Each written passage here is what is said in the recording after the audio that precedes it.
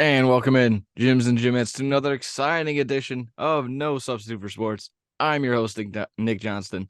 This is episode 33, and yes, the White Sox have reached 80 losses, pending 81 tonight, depending on what time this ends. Two more, and they can only guarantee a 500 season. So you know what that means? You know what that means, Mike? Bring on the 30-game win streak, baby. God, can't this season just be over with yet? Yeah, Oh, I God. hope so. Thank you, as always, for tuning in to the No Substitute for Sports on the Degenerates Network YouTube page. Excuse me. Just if you're just stumbling upon us, hit that subscribe button only after you hit the like button on this video. Maybe share us around, tell your friends, tell your dog. They might not understand, but if you're happy enough, they're gonna be excited too. So keep it going. You can follow us on Twitter at Degenerates. And every Friday, 1 p.m. Central, I go live on twitch.tv/SportsTownShy for No Substitute for Sports Live, cleaning up anything we don't get to here, possibly any breaking news. Either way, check us out anywhere and everywhere. Thank you, as always. Plenty to get to today. 2 weeks away from the start of the NFL regular season. Talking news and notes like we usually do. Gonna wrap up the divisional previews, just about done with those. Got the AFC South this week, the AFC North next week, and then we'll be, I'm gonna be breaking it to you now. I'm gonna break it to you later exactly what the questions are, but we got some homework to do for next week, Mikey guy. Next, another White Sox story. We'll mention this mysterious shooting at Guaranteed Rate Field, a tribute to both Terry Funk and Wyndham Rotunda, better known as Bray Wyatt, and finally a recap of All In, or possibly a preview of what's to come at All Out. All that, tons more in between. But before we get underway, let me introduce to you my friend and co-host, the founder and CEO of _Streams, and that's with a Z. Mike, how you doing tonight? Doing good, man. Pleasure to be here. Ready to get this rocking and rolling, Hell baby. yeah, I'm dude. starving, man. You're starving. Yeah, You didn't get anything to eat today? Or are you just like no, starving for these appetizers? yeah, I need these. I need an appetizer, I think. Oh, there you go. There I you think I go. need a fucking appetizer. I got a quick one for you. Enjoyed a little bit of a vacation, staycation, somewhat you can say, over at the Hard Rock in Indiana. Went 2 days over there. Uh, you would enjoy where exactly we stayed. Right next to our hotel, Mike. Get this. A Wendy's and a Cracker Barrel. I mean, for you, Wow, that's my whole steak. day. Exactly. We enjoyed. I mean, exactly pulling the curtain back for sure. We had Cracker Barrel twice. Wow, Fantastic both times. Couldn't enjoy the Wendy's. However, I'm no. gonna be real. It got me sick. I had a chicken sandwich. It made me throw up during All In, and I was upset. So but like I said, the Cracker Barrels came in and saved the day. Those pancakes absorbed everything in my stomach, and I was all. Wow. And if you're going over there anytime soon, no free ads or anything, but oh geez, I'm gonna butcher it. The hash brown casserole. Oh my goodness, that is the bee's knees. I could if I would have known it tastes like how it was, I would have just ordered a whole bowl of it and just said, "Get away from me! Don't look at me while I'm eating this." You're Something not you'll gonna definitely get later absolutely, another yeah, day. absolutely fantastic. I mean, yesterday we were just sitting there like, why aren't there more around here? I'm just sitting there like they're only like on the highway. It's just like a joke. It's just like one of those things it's it's Yeah, it's definitely a just like road trip food. it's like a fun little antique store Oh yeah. and food. They were selling some baseball cards. I almost pulled the trigger. Almost pulled the Oh, trigger. I wanted to. I I mean, what would be better? Eating some home style chicken and you're just ripping packs right there and yeah, just that getting some sounds. hits. Maybe pulling Otani 1 out of 50. Let's go wild in the fucking Cracker Barrel running around. Exactly. And if it's a Wander Franco, I can just burn it in the lantern that's right there. Either way.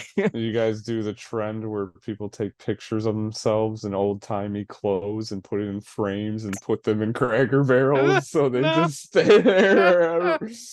No. No, we did not do that. Did not. Yeah, that wasn't our complete trip. I don't want to make sure. I don't want to be that wasn't the emphasis. We did, like I said, enjoyed the Hard Rock at the casino. That was fun. We went before. That was just after like a quick work thing. We only Mm-hmm. stayed there for a little bit, yeah, but this time walked around, played some table games, got cooked right away, but made it all back and then some on the virtual roulette, played our anniversary numbers, Hell and yeah. bang, it hit. I was like, oh, what the fuck? What happened? What? Yeah. Is what it is. That was probably the obviously, yeah, that was probably the highlight and everything. We just played it cool, and then a little bit of sports gambling. Took the Reds in extra innings, and then I had a nerfy, half nerfy parlay in the morning, so that was pretty cool. Yeah. Hell yeah. All in all, I mean, yeah, that was the fun. That was the weekend, and then a little then some pulled it up on Monday. But unfortunately had some people passing away left and right. Bob Barker leaving this earth at the age of 99. Uh, I my only thing, I don't want to make fun of it or anything, obviously, but when people are this age and they go, when either the question is like, oh, what happened? Like, oh, he was riding his dune buggy like down the road, and it turned over like, what do you think? He's 99 years old. Or I Yeah. did, and I also did like the one tweet or the one X message. I don't know what they call it. Oh, didn't go over $1. He went as close as he could without going over $1, being 99. So good on that. Obviously, the internet Oh, wins there, that's but that's unfortunate. Obviously, Bob Barker, tons of joy, whether you were watching him when you were sick on The Price is Right, or and reruns, recaps on was that Happy? I always get it mixed up because I was watching back to back. Is Billy Matt or it's Happy Gilmore when he's oh, when he's there when you he's, go. when he's fighting Adam Sandler and Happy Gilmore, and The Price is Wrong, bitch. And yeah, nope, yeah, it's a classic. Everyone's been rolling that back, and that's been fun to watch. But we'll get to some other passings of ways. I was at the Chicago show when he was here and Chris Jericho confronted his ass. Yeah, when they were doing the hosting, yeah, I think Yeah, I was at that show too. That was, yeah, I obviously before remember we that. knew each other, we were young lads. Yeah, when that was fun when they would bring around people to host. I remember Aaron Paul also came around before I knew what Breaking Bad was, or if they were, Yeah. yeah, so that was good. Yeah, they just didn't have a GM and they just had a bunch of guest GMs come in all the time. Yeah, Yeah. that was fun. That was cool because they had AJ Przinsky come up, and he was a part of the Price is Right bit that they ended up doing with like the wrestlers and the fake and the Oh, plants. really? Yeah, so AJ Przinsky came up and he did it.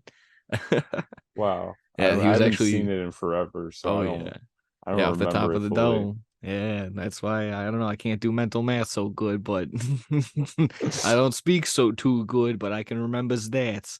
Uh, either way, there's that. I saw something while I was walking around the stores. Halloween decorations are out, Mike. I was upset just because, God forbid we wait 5 seconds before anything, but uh got me looking around, got me thinking, and then if so facto, I'm in a horror movie Facebook group chat because I liked one post by accident. So that's just how that works. So between stumbling upon that, seeing the stuff at the store, I wanted to throw up to this question to you, and I do get it yesterday so we can have some answers. What's one horror movie prop that you need to own? Something from a movie, something from your maybe even like the Twilight, something from a show. What's one horror prop that's a must-have for you? Obviously, personal collections galore over here, and we can stray away from basic bitch answers like you were off the mic saying like, oh, Leatherface's chainsaw or his mask, or uh Freddy Krueger's glove, and then and then exactly like you threw out like Jason's machete. Like, we're gonna go maybe a little bit deeper.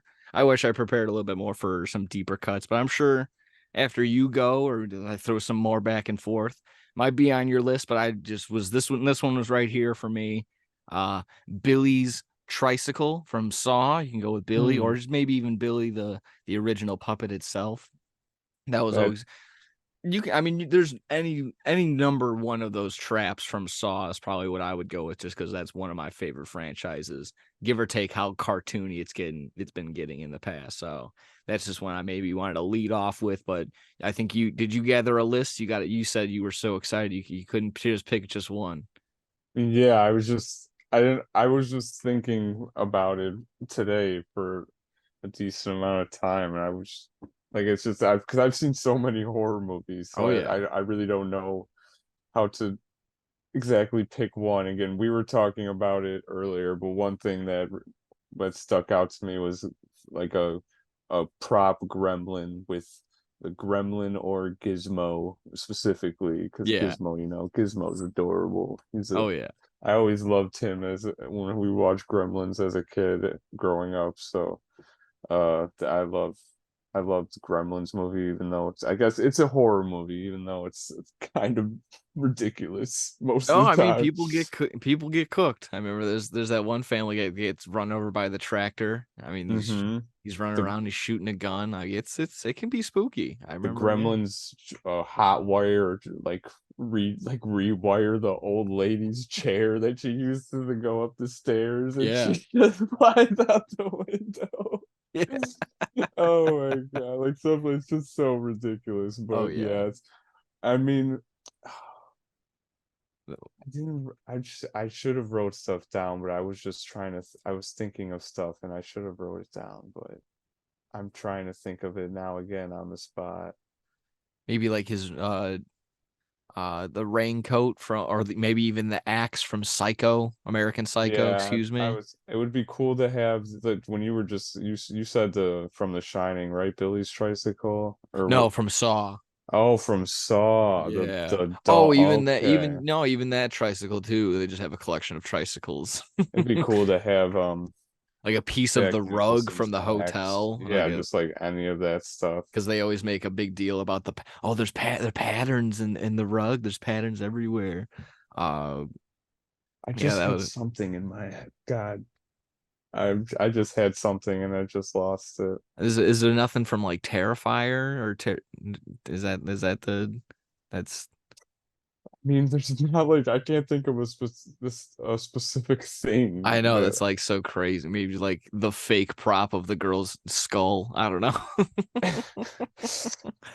Because I uh also saw like a kind of sidebar uh on the Dan Patrick show. I think it was Will Ferrell was just on there. They didn't show it, but inside the box he said it was the testicles from Step Brother that they used to rub on the drum set, and he had oh brought my. it and showed like like show and tell, but they didn't show it to the camera, so they all got to look at it. Just- so Oh yeah, that my was somewhat God. like if you ever wanted to get in the comedy world, I thought it was gonna be he brought in like a duffel bag. I thought it was gonna be the mask, the Chewbacca mask that he had from Oh Step Brothers, yeah. because the title of it was uh infamous infamous prop from the Step Brothers. I sound like my parents. An infamous prop from Step Brothers. Uh, so I thought it was maybe something along the lines of that, maybe a little more PG, but nope, testicles, fake testicles. So maybe like, is there an eyeball that popped out from some movie? I don't know. There's probably something along the There was lines of I'm that. so mad 'cause there's something I was thinking of and I just can't think of it right now for some reason. People are also saying I think there was this question was thrown out on my Facebook group, but they were like the books from the Evil Dead, the Oh, whatever the no, what is it? The no, I forget. Necronomicon. Yeah, it's the Necronomicon or something like Yeah, that. there you go. So they're saying those books. Yeah, I Uh, was thinking that earlier too. I was but I like, mean that do I sounds really spooky. want that Yeah. book? Isn't that supposed to be like it made from human flesh? I was like, ew, just the thought of that. If it's supposed to be realistic, oh It'd boy, be that would cool be. to have a Patrick Bateman business card. Yeah. Oh, That's what there I you was go. thinking of. That Yeah. I it would be cool to have though, like here, just give it to someone. Here's my Yeah. Or business the records that he was playing, that it's hip to be square. If I could have those records. That'd be card. cool. Yeah, See, no. I'm just trying to think of stuff again, like not the most basic things, but And I just sent it to you. They're giving it out like a little gift box, but the talk to me hand, maybe the actual hand. But yeah, again, that would be something cool to have. yeah. The movie's been very popular at the moment, Yeah, so I would have would have maybe gotten it, but it's like $100+ for. I mean, it's pretty cool. Obviously you get the movie, you get it on Blu-ray, and then you get the hand, and then it was like artwork and other stuff that was all inside of it. So I was like, oh, that's cool, but Just want that hand. Yeah, you don't Freak need all people the out other with it. stuff. Yeah, Yeah, let's talk to some dead people, guys. Look what I got. yeah, just like that's just like our party trick. Woo. Just like, yeah, and you pretend like, oh, you do it first. Either way, maybe like I said, if you guys got suggestions below, if you're out watching early on, throw it in the comments section. That ought to be fun. Maybe stir up some conversation. Maybe as along the way, we'll probably think of some other ones and we'll just shout them out. Shout them out as you go. No Yeah. need to. It can be as off topic as you want. Because I was trying to think, I don't want to go on this for so long, but I was just trying to think of movies like some of my favorites. I was thinking of like A24 movies that I've seen, and so like just like Midsummer and uh what's that, Hereditary, and I guess Yeah. it'd be cool to have the little girl's head that gets hit off the pole. That'd be a nice prop to have. Yeah, that'd be great. What? What did you said something like that earlier? Oh, I think so. Yeah, I think someone like that. Brutal. You literally said a prop head. No, like a piece of like the ripped off head. Isn't that what they do in Terrifier? No, I mean they cook her. They cook Yeah, people they up in like that chop her movie. leg off. It gets crazy. Yeah, I mean a little just too crazy sometimes, but Oh, geez, crazy. I was crazy once. They locked me in a room. I'll say I've seen a lot of horror movies, so it was very hard to think of narrow down to something one for sure. specifically. Yeah. No, I think a consensus for sure. As soon as you said, I was thinking in the back of my head, but I was also like, I don't want to get laughed at and be like, "Oh, Gremlins is a horror movie." That's a horror movie. Oh, it's a horror movie. I think it's labeled as that, but comedy, horror comedy, children's, either way. I was definitely, yeah, like I said, consensus. I would say a Gremlins prop for sure, a little gremlin. The only problem is, like I said, the Red Letter Media guys, they have one from YouTube. Shout out to those guys, they're hilarious. They're made out of rubber, and obviously being from like the early 80s, mid 80s, like they're probably like running, like they're probably ripping apart. So it's, I don't know. Yeah, that's probably true. You need to very much preserve them and hold them gently. You can't just like whip them around and be like, yeah, Gizmo, come on. you can't eat after 12. Get out of here. Yeah, get out of the kitchen. Either way, yeah, like I said, throw a couple suggestions down in the comment section below, or just, I don't know, think about them while you're listening. If you're just listening on the audio side, either way, Let us fucking know what you think. Yeah. We want to know what you have a want. voice. You have a voice. Let it be heard. There's a comment section right under us. Oh yeah, bingo bango, right we there. read it all. Absolutely. I can read. Either way, we got that. We can be on the lighter side of things. We go ripping away from the horror side.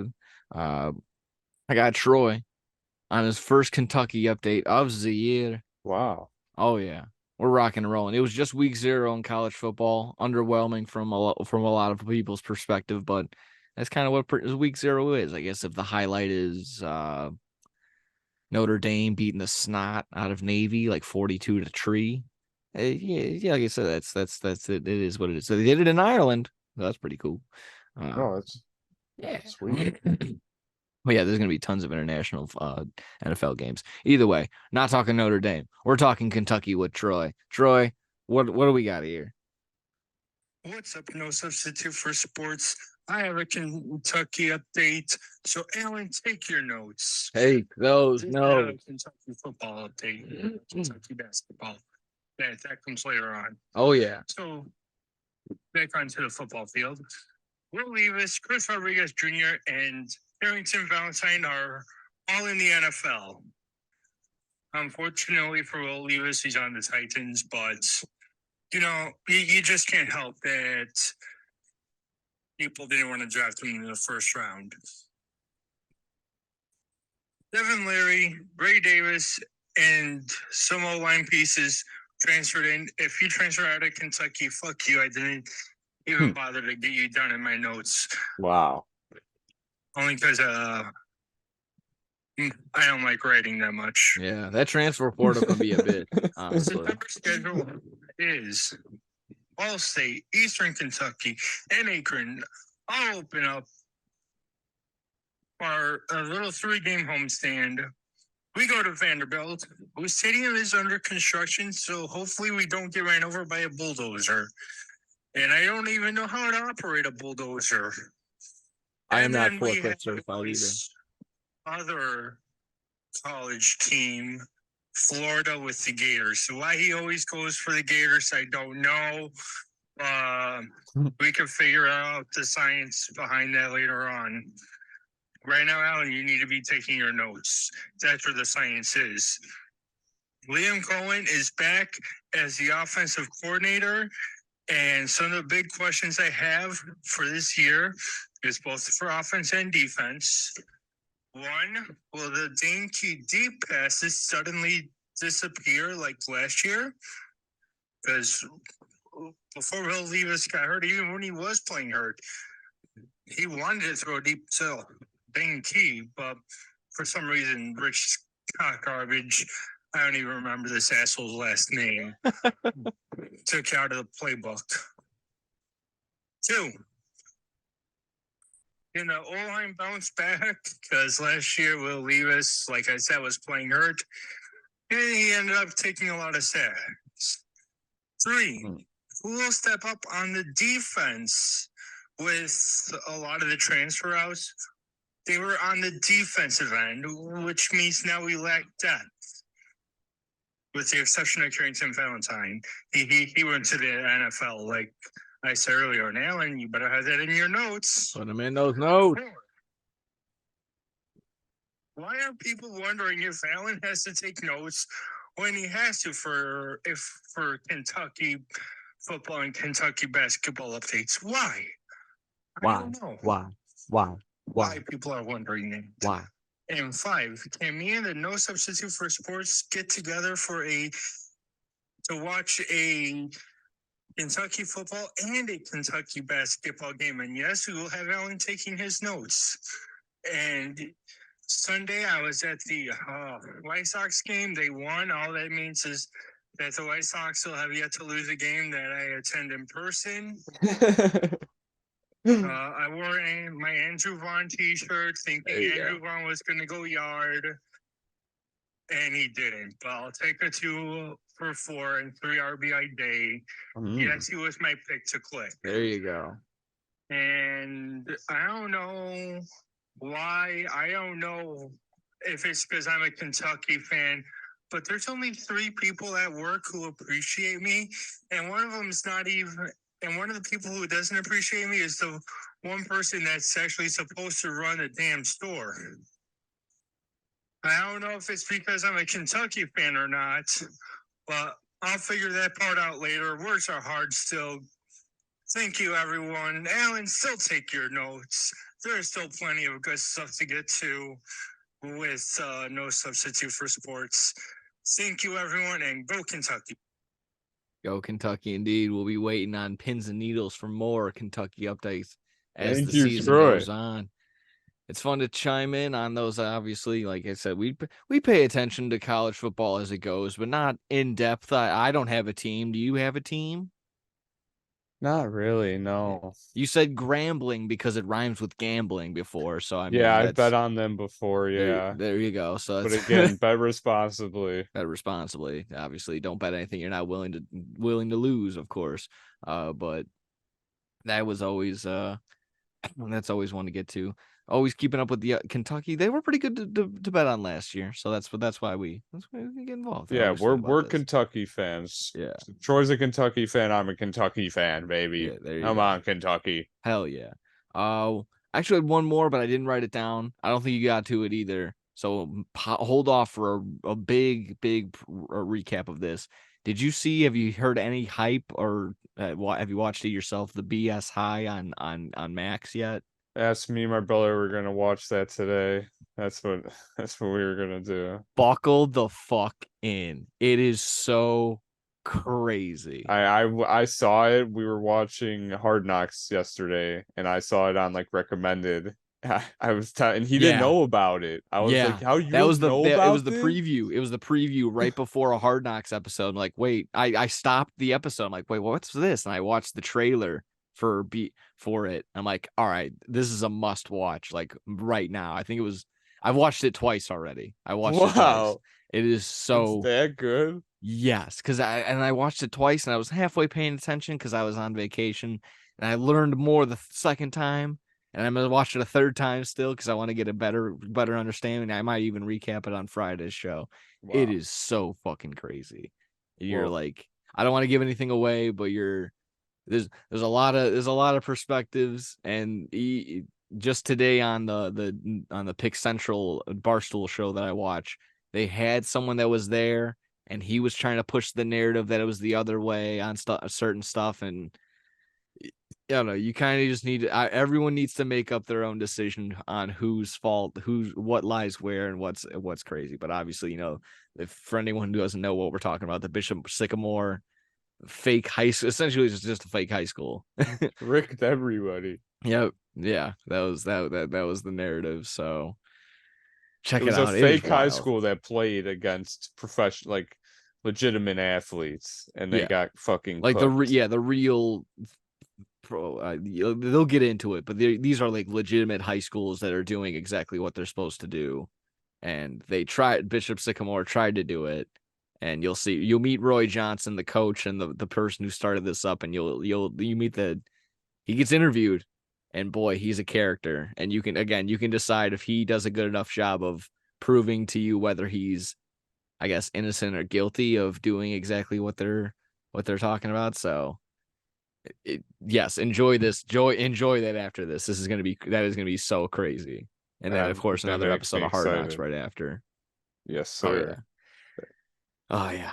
Tons and tons of stream and stuff to Yeah, get I'm into. sorry you can't talk about it now, but Oh we'll no. definitely I talk guess about it next episode. I want to get it just I want to watch it a third time just to really hammer down exactly all the finite details. And like I said, having that one guy that they just had on Pick Central, they're even trying to have Roy Johnson tomorrow or the day after. So if they have him on sometime this week, there'll be even more information to get to.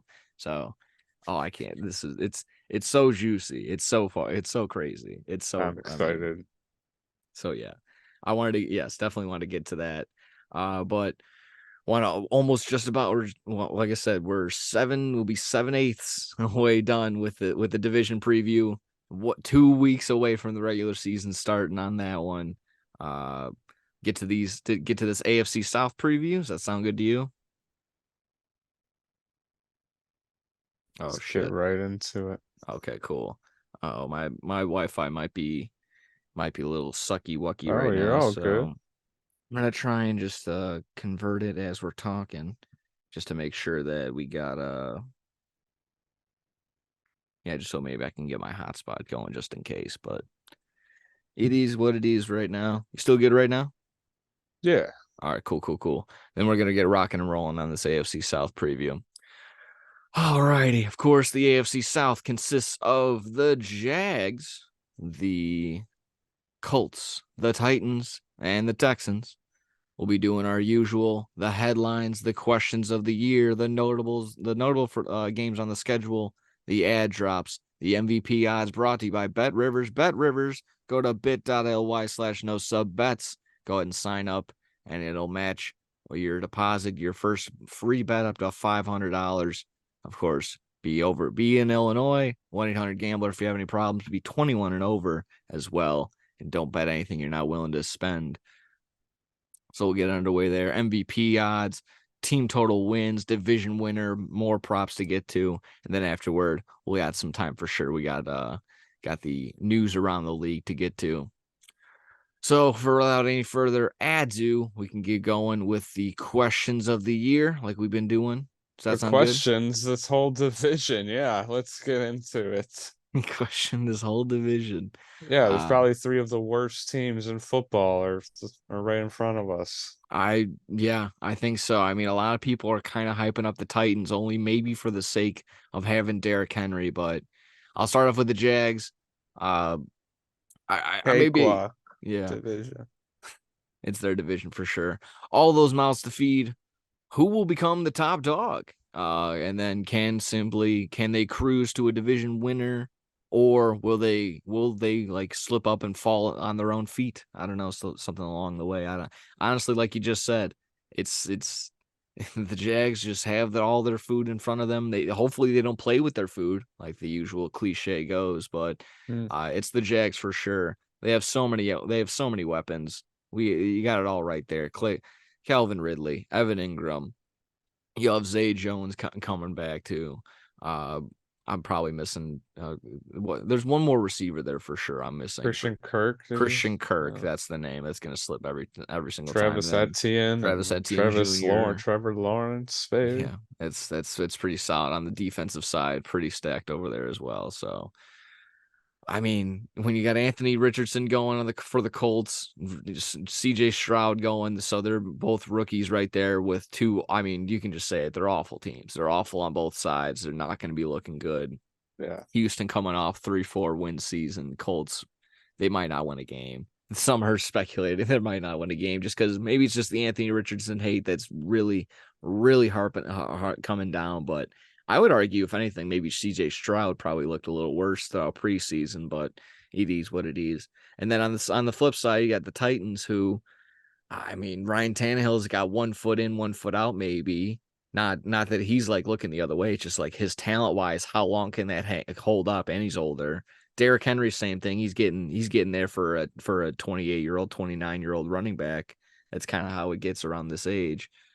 But there's nothing on the defensive side for the Titans either. I mean, this is simply just the Jags division to win. I mean, that's simply put. So for them, can they take care of the division wins, take care of that, and can they get the wins against like the teams like the Bengals that they have coming up? I'll get to some notable games for sure. They got the Bills later on, the Niners, the Ravens, games like that. Like they need to beat teams that they're going to most likely see in the playoffs if they're going to be playoff contenders. So that's the big question, I would suppose. Is that similar preview? What would you say on the Jaguars? Yeah, it's very accurate. They're definitely the best team in this division, if I had to say so myself. And it's not for the AEW Tony Khan stuff. It's no, I mean the Jaguars used to be god awful. I mean, oh yeah, they could have been in the same boat as all these other teams, but they've actually done it right in the rebuilding phase, and they've gotten some good pieces to both sides. So yeah, I mean the only clear-cut difference between the AFC South and the NFC South is because is that there's a clear-cut front runner in the AFC South with the Jags. With the NFC South, there's just you can there's still, I mean, they have the Saints as favorites, but I wouldn't say that they're the favorites. They can slip up at any moment. There's not really anybody that stands out as anyone too crazy. I mean, Chris Olave and Derek Carr, I feel like I have a fantastic connection, but I don't know. Can that hold up? Falcons can come out of nowhere. They could just be some random like team. You don't know. It's yeah. And I only compare those two because those are like those are really the divisions where you're like, oh, those are like almost unwatchable games in some aspects. So yeah, it's like I said, it's the Jags for sure. It's their Jags division to win it. Yeah. Titans question: is there anything worth watching that isn't Derrick Henry? Is there? Yeah. Yeah. I mean, if you're gonna Hopkins. Okay, fair enough. Okay, yeah. You want to see maybe what that young Will Levis could do? Will Levis to if that even has if he can get past Malik Willis, who that doesn't seem like much of a challenge, I suppose, but I don't know. Yeah, that would be it. I really don't want to. I don't know. It's a tough go. Does DeAndre Hopkins turn into Julio Jones in that sense? I'm not entirely sure. Let's see. Texans side of things. Is there enough talent to give Stroud enough confidence to eventually start winning in Houston? So maybe a question within a question right there. But no. No, yeah, no and no to both, I suppose. Like it's gonna be a tough go for a while for this kid, and I don't know exactly if it was a tough go in preseason. not if Dalton Schultz is maybe your best go Oh, at the wide receiver position. I'm not really too sure. I don't think Kiki Cutie is there anymore. cutie. Yeah. Shout out to that. Yeah, Dalton Schultz, what a dumb idiot. You could have stayed with the Cowboys. You took a chance, wanted more money, left, and got cooked, and now you're on arguably one of the worst teams in the league. So Yeah. have fun with Yeah, he that. did bring that up a while ago. I completely forgot. Yeah. Tough go. Tough break for the Texans. But I mean, you know, Damian Pierce would be cool. Yeah, I mean, that's the one solid thing that they have other than CJ Stroud. Yeah, they got that. Oh, and I mean, Will Anderson on the defensive side. I think I wrote that down when it comes to individual awards, but I'll Yeah, get to that a little bit that's later. right. They got the back-to-back Yeah, picks. Yeah. that was arguably one of the better moves all draft long. Finally, Colts side of things. Can Anthony Richardson play? Simply, can he play? And then what of Jonathan Taylor? We actually found that out today. What of Jonathan Taylor? He's going to be put on the PUP list, no trade, out 4 weeks. Sorry to anybody who wasted that draft pick. That's a tough go. That's from I don't know what the whole He might not full play at all this year. yeah. That'll be that'll be a tough break. And then I mean, if he holds out or if he not fakes an injury, but if he claims injury, they still have control for possibly another year, depending on if there's a loophole or whatever. It's a very hairy situation still for Jonathan Taylor and everything that's going on. So you hope all is well eventually between everybody, but it doesn't really seem like that's the case. I don't. That's tough. That's a tough ask. Yeah. I mean, they were from what reports said it was between Miami, Chicago, and one other Philadelphia, and Miami's requests had been declined a few times. Coming back, they were really pushing. Philadelphia, same thing. I don't know if it was really for Chicago doing anything. They made a move and got an offensive lineman because the Bears are a little banged up offensive lineman side. We'll get to another preview of the NFC North come next week, but yeah, I don't think definitely the Bears aren't going to pull the trigger. They've been the rumor for every single time a running back has been up for trade. They're like, oh, the Bears are in top content. Like, no, they're maybe they need one, I guess, kind of, but I don't know. I felt like it was every single one. It was Eckler, it was Jonathan Taylor, I guess, just now, even possibly Josh Jacobs. There's another one thrown out there, Dalvin Cook. It's all up there. It was Colts are poverty franchise. Jonathan Taylor wants to get paid for being a good running back. They cook him, say they can't afford it, and now they're just gonna fuck him over. Instead of taking a trade get something for him, they're gonna just fuck him over. Yeah. Now he's not gonna be able to play on any team, and he's gonna get no. It's just so fucking stupid. Yeah, no, it definitely sucks. And like I said, I think we mentioned this, or I brought this up the first time we talked about this. Jonathan Taylor doesn't have very much leverage either, because like I said, if he holds out, they still have control over him technically for another year. The Colts do, so it sucks. It's not looking good. Yeah, I mean, when your owner's top priority is tweeting if the dome is open or closed every Sunday, you have a problem. Yeah, Dome is open. Fuck yourself, Jim Irsay. Just letting the people know. We got some notable games. If the dome is open, we will know, because we got a couple of Colts games in there, unfortunately. I can breeze through them as we go. You can just like thumbs up, thumbs down if you're thinking. Got Chiefs Jags week 2. I mean, like I said, anything really Chiefs, but Chiefs Jags is going to be the way to go. Chiefs win it. Yeah. Oh, yeah. Obviously, I think so. But like I said, if the Jags can just keep it close, like that's what it'll be like. All right, that's gonna set the bar for you, and like if you can start beating the teams.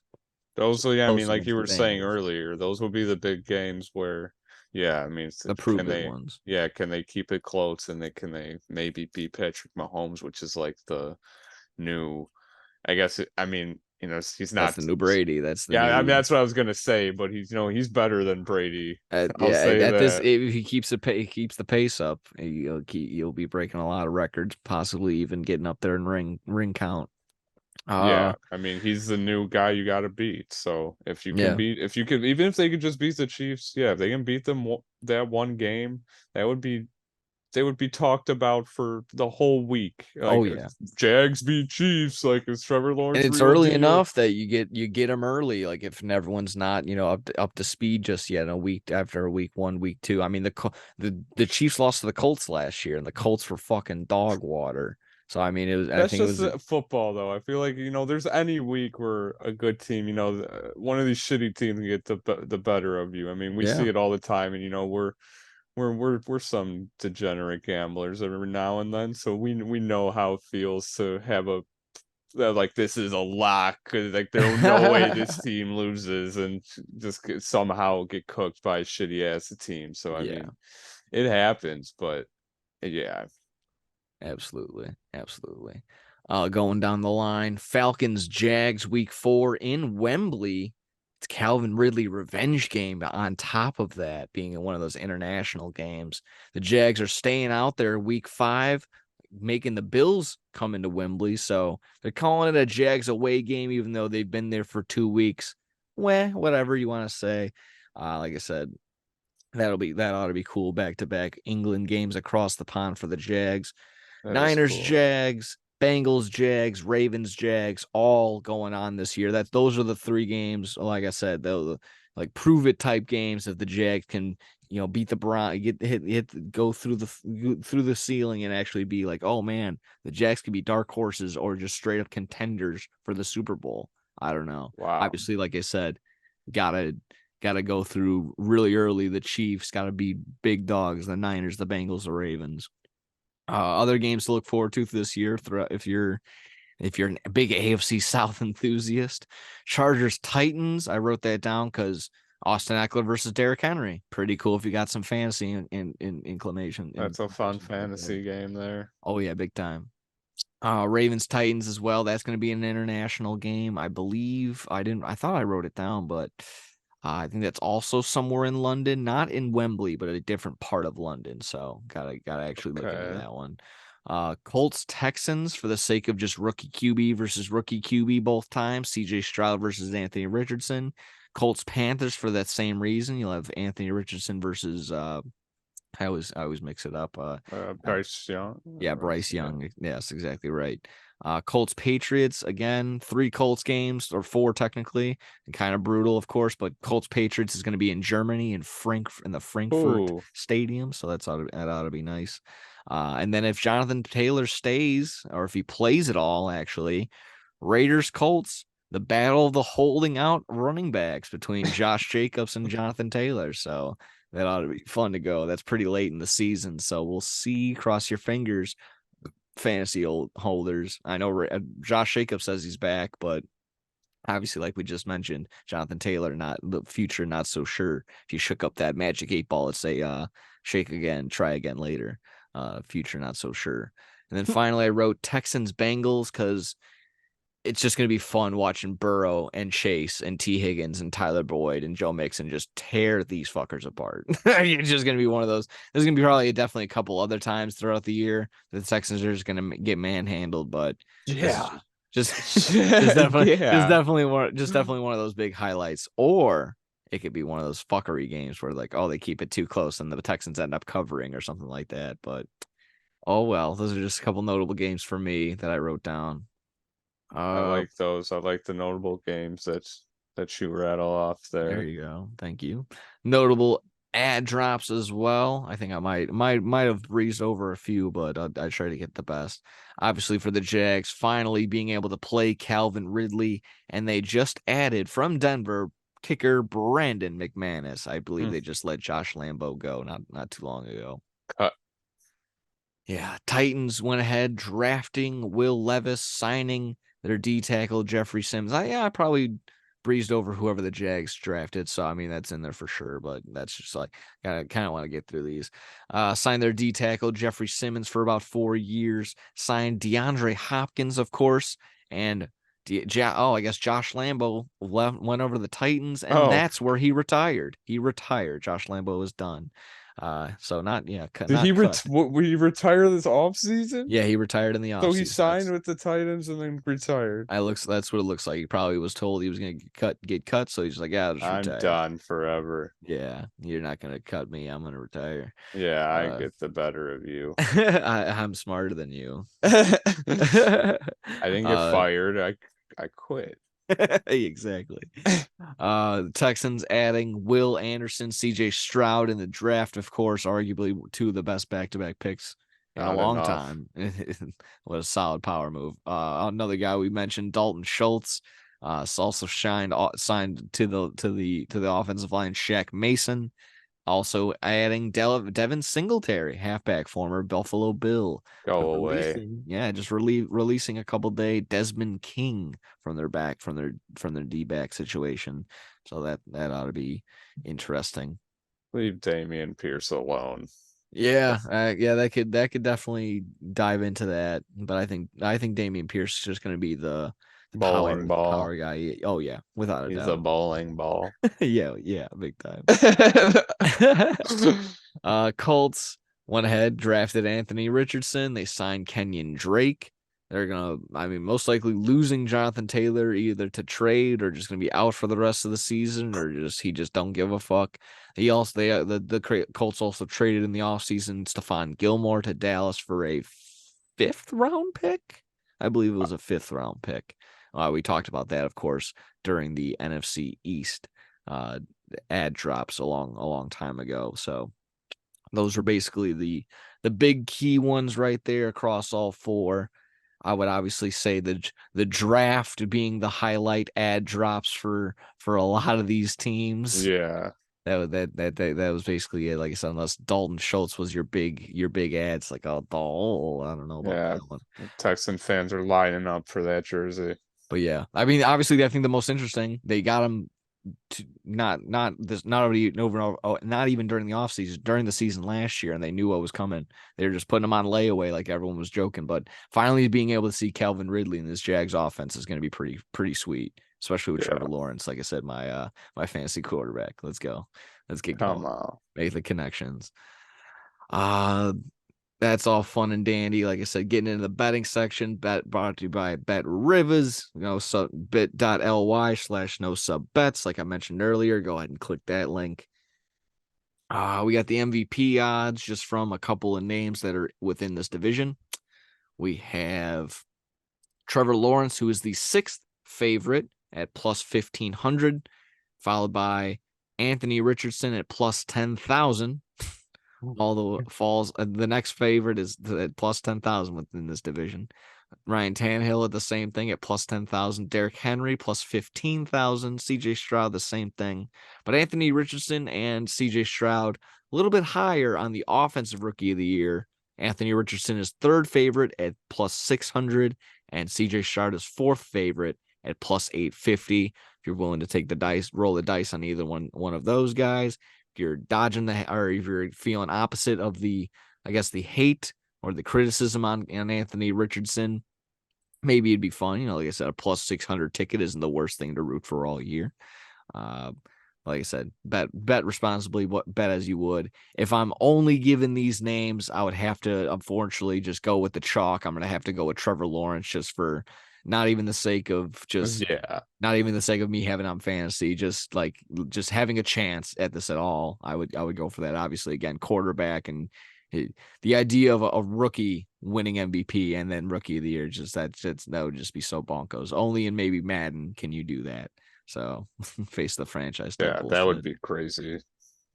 Yeah, so those were the names right there. Anything, like I said, maybe are you willing to take a chance on the offensive rookie of the year for Richardson or Stroud, or are you more of a Bryce Young favorite? I think he's the Bijan Robinson at 1, and then Bryce Young 2, and then followed by Anthony Richardson and CJ Stroud 3-4, respectively. Richardson. Yeah, I get that. I feel like he hasn't played a lot. He didn't play a lot of college games, but I feel like I feel like he's got a good all the tools to be a good QB. I feel like he's built well. He's pretty tall. He can run like Lamar, and if he can just get good passes and shit, and I mean the team's gonna be god awful, but Yeah. if he can do good on his part, then Make a few that's all. connections, maybe to Michael Pittman Jr., maybe something like that. He's the only person I can think of. Yeah. Alec Pierce, I believe, might still be there. Yeah, just something because I along the know lines him of only that. because I had them on Madden Yeah. in the league. That's the only reason I know that guy.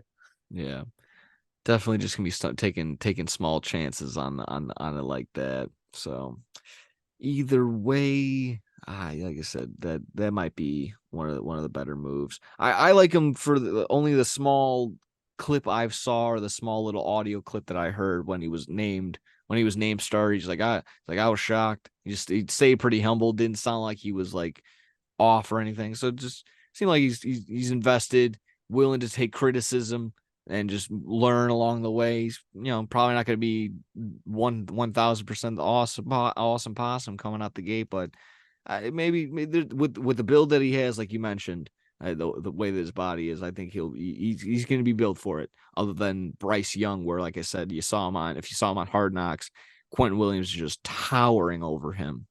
And it's crazy. One hit and he's going to be powder. It's going to be bad. Yeah, definitely a lot bigger than him and CJ Stroud specifically. Oh yeah, big for sure. Let's see. We can get to the team totals. You got team totals? Oh yeah, let's hear them. All righty. I got the Jags at an over under 9.5 wins. Over is at -140. Under is at +120. Maybe similar to what we did last week while we were at the live show. Do you want to do a 1, 2, 3 and then a thumbs up, thumbs down? All righty, we'll do that. 1, 2, 3. Oh, we both got the over. Eating it a little bit at -140, but I count at least 11 wins, and that's with a chance of more. Like I said, if they're able to beat a team like the Niners, or a team like the Bengals, or even sneak one early against the Chiefs, something like that. I'm accounting for them basically taking care of their division, so that's at least 4 or 5 wins right there. I'm not going to say a full-blown sweep. That I think the Titans will end up sneaking one, and a chance at maybe, just like I said, maybe them underperforming against the Colts or the Texans or something like that. So they'll end up losing just because, like you've mentioned before, the NFL's crazy. Can't just bank on everything being a layup. Yeah. So otherwise, I very, very much, seeing the 140, I'd be willing to just eat it and take that. So over for sure at 9.5. Yeah. Like I said, you put the thumbs up. You're right. That's good for you too. Yeah, I want the over. I count 6 wins right here. So there you go. Actually, I don't know if one of these teams will beat them for sure once, but it's just how it goes. I mean, they've got a great team. They definitely can get more than 9 wins. I think some 17 games they can get 10. Oh yeah. Let's see. Over under for the Titans is set at 7.5. If you're ready, 1, 2, 3. I got the over. Where you got it at? You're going under. Why are you going under? I'd say Derrick Henry's back is going to be hurting. I'm carrying them all season long. Yeah, I don't know if they're gonna. I guess I really have to look at their schedule. Yeah, like I looked at it. Look. I think I have them splitting in the division, so maybe 3-3 at the very least. But I mean, I only have them at about 8 wins, so it's a real tight one. -125 for the over, +105 for the under. I'm taking the -125 at just 8 wins. Like I said, I gotta clench my teeth and really hope that they get everyone that they're supposed to. But it's a big, big if, and I'm just banking on it because, like I said, I might be not looking at it at a certain perspective. I know Vrabel is still a very solid head coach. He won't let his guys. He'll get the best out of his guys for sure, coming from the Belichick coaching tree. So it's just something like that. It's just I know of course there'll be the Derrick Henry game where he gets 3 rushing touchdowns and goes for 150 yards. So there'll be something like that. So you just got to bank on shit like that. And then they'll be in a primetime game where everyone takes the other team, and then the Titans end up winning that game or something along the lines of that. So, yeah, I'm looking at their schedule. I see them like right in the middle. I mean, I don't know. Yeah, it's too a close. Real toss up. Too close for comfort, but for the sake of actually picking one, I'm picking the over at 8 wins. I mean, just for the sake, I'm gonna stick with the under. Yeah, that's to be safe. I feel you. I feel you on that one. And I mean, you still get plus money. I'd be more comfortable, I suppose, but I think it would be a bad beat and get me 8 wins. The Texans are set at 6.5 plus 110 for the over. Under is minus 130. If you're ready to roll 1, 2, 3 under, I got maybe 4 wins. Like I said, maybe going to be able to sneak one against the Colts and or the Jags or something like that. But they got the Cardinals, but they're just not really looking too good. I'm sure CJ Stroud and whoever else receiver wise can do something to just keep them in games and maybe sneak a couple more, but I don't know. They've ranked the defensive backs for the Texans pretty high. Makes sense because they've been picking top 10 in the past like 5-10 drafts. So you probably can build up a pretty solid backfield on just that. Yeah. So either way, I'm sure something like that'll happen. It'll be a little crazy, but I'm only really counting for 4 wins that at best. So that's just me. I think similar thinking. Yeah, I'm going to take the under for these. I mean, there's just no way that they can hit their overs this season. I mean, that's just my personal bias. I mean, I say no way like it's a definitive fact, but I just feel like these teams are in the gutter right now. Oh, Texans, yeah. And we're about to get to the Colts, but yeah, Colts are set at the same thing at 6.5. Overs at minus 120, unders at plus 100. And if you're thinking just like me, probably going under, right, at plus 100. I mean, they're thinking that they're going to be a little bit better. I don't think so. I'm only counting maybe 5 wins. Again, that's being completely optimistic, and that's me giving them sneaking one maybe against the Jags. But if the Jags are playing out of their mind, I mean, that's just no good. It's no beating that offense for a while. I mean, Doug Peterson's going to really bring it to the division. Yeah. But yeah, that's best case scenario. I mean, Gardner Minshew can maybe will his way in for a win or two, but you're not going to get a full season of winning football out of Gardner Minshew as much as we want to. Just for the memes. Either way, yeah, definitely under. I'll take the plus sign at plus 100 right there. Why not?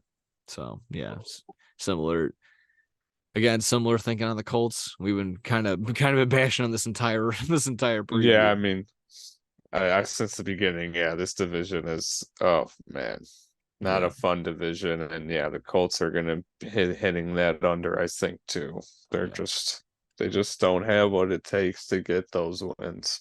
I'm looking at it right now. That's the only plus sign I took. I took my over for the Jags at minus 140, over for the Titans at minus 125. But again, wouldn't hold anyone to that one. Like I said, under at minus 130 for the Texans at 6.5, and then under at plus 100 for 6.5 for the Colts is the recap on that one. And I think we all. Except for the Titans, where I was the over and you were the under. So that was the only one where we differed. So that's good right there. Division winners, Jags, the favorite, and we've been saying it the whole time. Makes sense. Minus 155. If you're supposed to take a flyer, I suppose the Titans, but again, that's just a donation. It's the Jags division for sure. Agreed. Agreed. Okay. Yeah, like I said, when I keep my phone by me, I'm seeing that little Wi-Fi bar going down. Just to finish up, we got some quick props on the day for this division.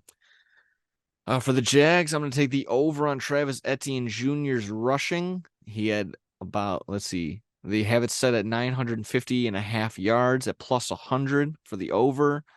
He had 1,125 last year. He was a little banged up in a couple of games. Didn't get as many touches early on as he should have. So I think an uptick we'll get him there. So plus 100 for over 50.5 yards for Travis Etienne Jr. Okay. For the Titans, I like the Titans to finish second in the division at plus 210. The Titans to finish second in the division at plus 210. I like that. You can get it's the favorite for them to finish in that position, but if I can get a plus sign, might as well do that.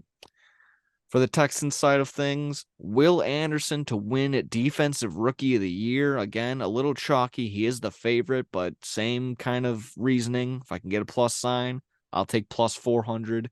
If that's the favorite, and again, I think he's going to absolutely dominate. Will Anderson is going to be a beast. Jalen Carter might make a run for his money on that side of things, but there might just be he might hopefully not being rude, but I think he might fall into the background of things just because there's so many dominant forces on the Philadelphia Eagles defensive side of things. Yeah. He just might fall into the background. Lastly, for the Colts, under 2.5 division wins at plus 120 might be a little bit of a clincher. They might get the 2 against the Texans.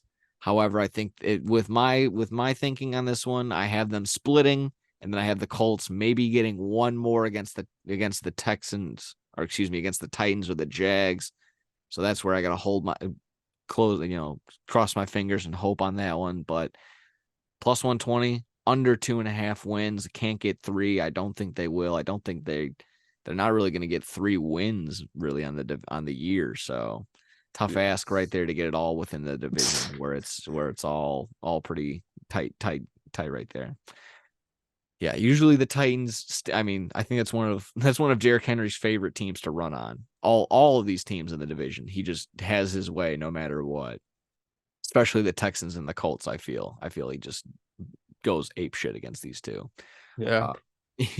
Either way, yeah, I don't think the Colts do very well at all. So follow me on those props, fade me on those props, whatever you may be. Were there any that you liked from there? Was there any off the top of the dome that you would maybe roll with? Or I don't know. Otherwise, that'll wrap up this AFC South preview. I liked. Oh my God. I like the under in the fucking, what was it? You said under 2.5 for the Colts? Under 2.5 division wins for the Colts at plus 120.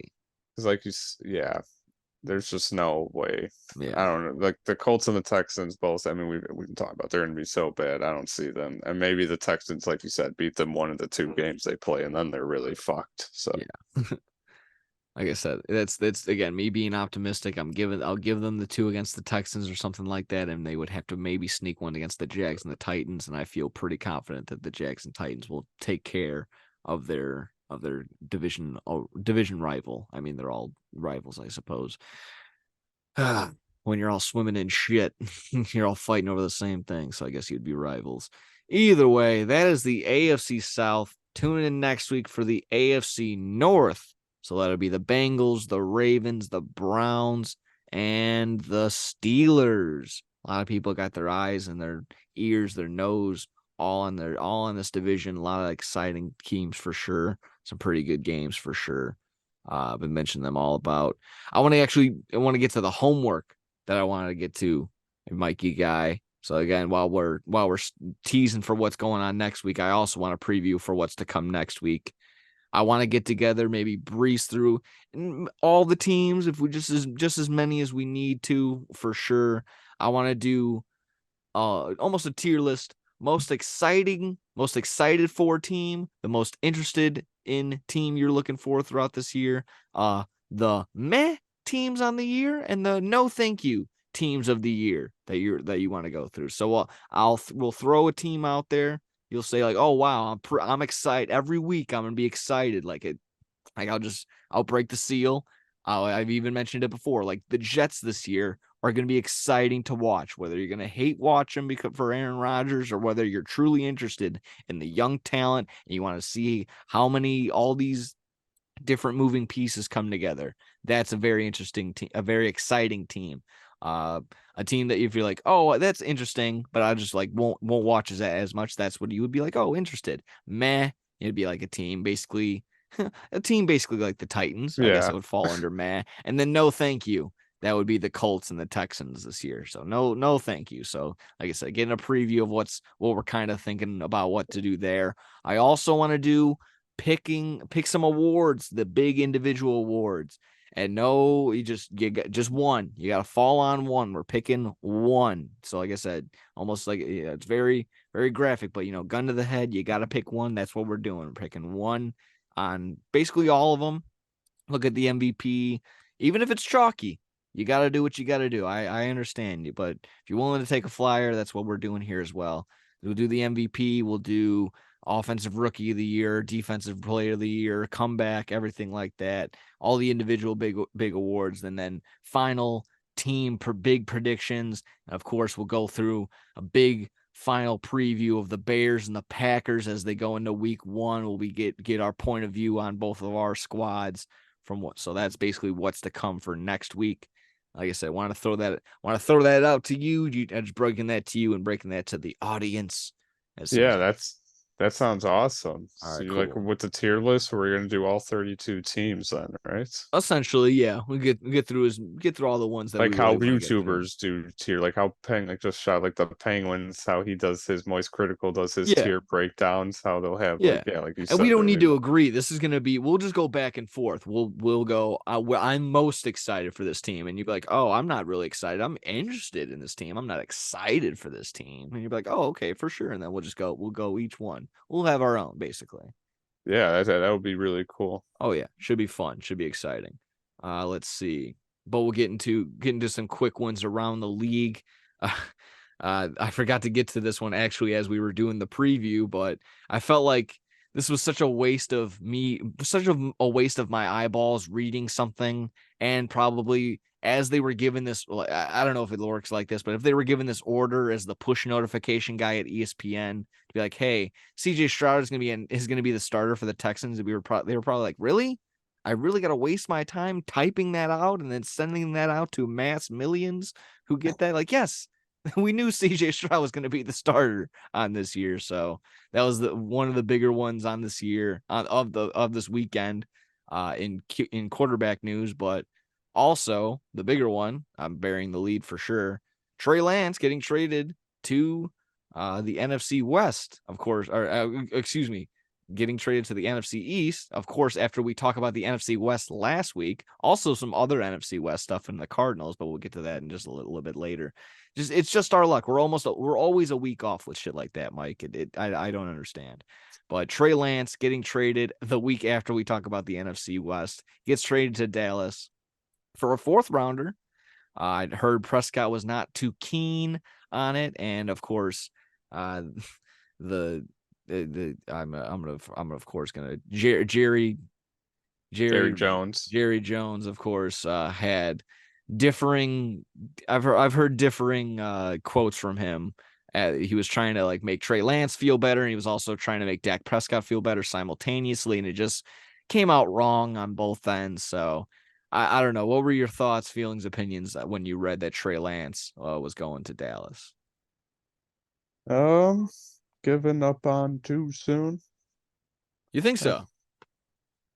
Yeah, I mean, when did he get a chance to really prove himself? That's true, but I mean, it's not really. That's just how football goes. Sometimes it's not He really got like. hurt he got hurt in the first game, right? Yeah, What was it? Yeah, so I mean, it's just fair. It's just unfortunate. Now yeah, he's yeah. gonna just hope that he gets another opportunity at some point in the future. But I mean, Brock Purdy, it's just something that doesn't happen very often in football. I mean, when a Mr. Irrelevant pick turns into a just a great QB and has a great chemistry with the team in general. I mean, I can see how they couldn't just stop with that and bench Purdy and just try something new. I mean, why, if it ain't broke, don't fix it, right? Yeah. So they were doing great with him, so I could see why they did it, but I don't know. I feel like he still has lots of proof. Definitely. Yeah. His, like Jerry Jones said, his story's not over. Or, I mean, if they want to compare it to Cody Rhodes, it's not wrapped up and it's not done just yet. I think that was also the thing that, that was the Lynch, one of the president from the Niners said, but I don't know when he traded him. But yeah, I mean, football's not really it's not really fair. It sucks that it does happen to him, that exactly happened to him in that way, but it's a much better way. I mean, the Niners had this offseason, and he ended up being the third string behind Purdy and Sam Darnold. So it's the best case scenario for him. He's going to be the number 2 behind Dak Prescott. And arguably, I mean, you can say almost something, maybe a better setup for him. But I mean, the Niners were kind of a layup to win their division for sure. But they pretty good weapons there in Dallas too for Trey Lance, and it can be similar setup. He can be given an opportunity if Dak Prescott goes down, because I mean it's not like Cooper Rush is going to step in anytime soon and be the guy. So, and Ben DiNucci, I don't think he's there anymore. Is he still a Seattle Sea Dragon? I believe so. No, I think I think he signed with some team this I believe offseason. so. I forget. I don't know if it was the Cowboys or but yeah. Either way, I don't know. I Let's see. There was some other QB moves being made.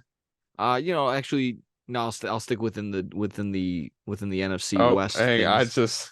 I looked up Ben DiNucci. It says Denver Broncos have waived Ben DiNucci 11 hours ago. God damn it. I Poor just guy. want to know if he waived it back. Yeah, he'll try. Let's see. Yeah, staying within the NFC West, somewhat. The Cardinals, they're going to be running with a QB that they just traded for last week in Joshua Dobbs. And I mean, can you spell tank? And can you they're screaming it out loud at this point. Joshua Dobbs is scary looking.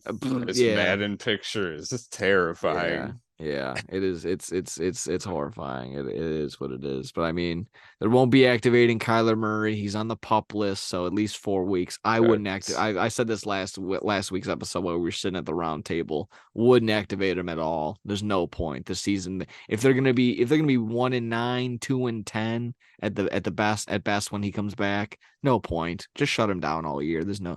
They're just getting ready. Why get him hurt? Like, no reason to get him hurt again.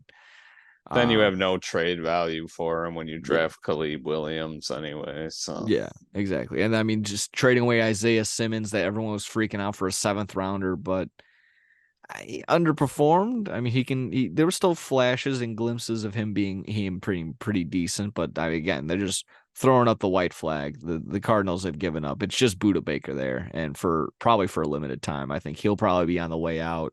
I'm sure Zach Ertz will probably find a way to get traded again. So not good in Arizona to be an Arizonian right now. I think I can hear when I was listening to fantasy footballers just earlier today. You can hear the pain in their voice as they're just like, this is gonna be a brutal year to watch Arizona Cardinals football for anyone that's actually like a fan. So, oh yeah, they're from Arizona, right? Yeah. That's their big thing. They're Cardinals guys. Yeah, it's gonna be. I couldn't imagine. It's gonna be rough. Like, even I'm a Packer fan. I don't have Aaron Rodgers anymore, but still, they're not in a spot like that. So yeah, there's even some sort of like chance, because you're like the NFC North is just so up in the air. Yeah. I mean, just to be frank, I mean, Jordan Love had a pretty solid preseason, so he didn't give up the ball as much. I mean, as much he threw a touchdown in every game. Every preseason game. That's what it was. Yeah. I think that's what I got there. Bears side of things. Bears cut PJ Walker. We're gonna be good with that younger guy, Tyson Nathan Peterman, both gone. Yeah. As well as Alex Leatherwood on the offensive line side. I didn't write this in my notes yesterday. It was just earlier earlier. It was last night as well, but I had already finished up everything. Traded for Miami offensive lineman. He's also from Chicago, or similar, but a veteran presence. Like, I don't have the name off the top of my head, but he's there. Also, to Sean Gibson, looking to get traded. All that, we'll get to more of the preview on the Bears and the Packers side of thing, but this is it's interesting. It's still I don't know. I'm not wary. I'm just a little more concerned, more just on the offensive line side of things. But adding that veteran presence right there, that ought to be nice. That ought to be good, at least for the couple weeks while everyone's trying to get healthy and back to normal. So this week's gonna be big for having time off and having people away. Just as long as everyone's getting back to practice, that's all we want. I mean, that's probably what everyone wants across the board. So that's that right there. Hard Knocks, kind of went over that the other on the Friday show, but was there anything just off the top of your dome, just that you just maybe wanted to maybe you had? I'm trying to remember as well. The only thing that really stuck out to me, I brought it up on the Friday show for sure, was that CJ. It was the episode of speeches. Everyone had a speech. Larry Johnson, the owner, had a speech. Robert Saleh opened with a speech early on. Like I said, CJ Mosley, the Karate Kid at the end, all had fucking speeches, hoorah speaches. Randall Cobb had a little speech. Yeah, Randall Cobb had one too, to all the wide receivers and all that shit. That was pretty good to open with as well. He's like, "Hey, if you don't fuck up, because Aaron Rodgers will not throw to you." So that's probably be good. Like, they said that early on with in like episode 1 with Garrett Wilson's like, yeah, it's been a nice like translator having Randall Cobb and Alan Lazard there, because literally like probably Aaron Rodgers has his own lingo for shit, and then Garrett Wilson's probably talks with Rodgers one-on-one, and then he goes to Randall Cobb. He's like, what did that mean? He said to do this and do that? What does that exactly mean? What make sense in a wide receiver translation? So yeah, it's a good point. It's nice to have people like that around that can help out. Absolutely. So that was pretty cool. But like I said, getting to the hoorah speeches, whoever took the cake for sure was CJ Mosley, when he was saying no one's bigger than a fucking opportunity. When he goes, whether you're a starter, whether you're a vet, whether you're a bench guy, whatever, no one's bigger than a fucking opportunity. I mean, you can say that across the board throughout any occupation, throughout anything. Like, no one is bigger than an opportunity. That's some pretty cool shit. So maybe some wise words to live by. Honestly, that'd be the way to go. So, like I said, was there anything on your side of things that you maybe wanted to stick on? Also, I like them. Quentin Williams thing. Sorry. That was funny. Yeah, he's great. Oh yeah, he's like, "Am I fat? Are you not skinny?" Yeah, you're not skinny. You're just big bones. And at the very end, he's like, "Fuck you." I like the Mac Miller, the Eminem impersonation with the rebound from the rookie talent show. They all did singing, but they all did something good, and it was actually worth it. And of course, the Cap, I think his name is the Cameron Cap. I don't know.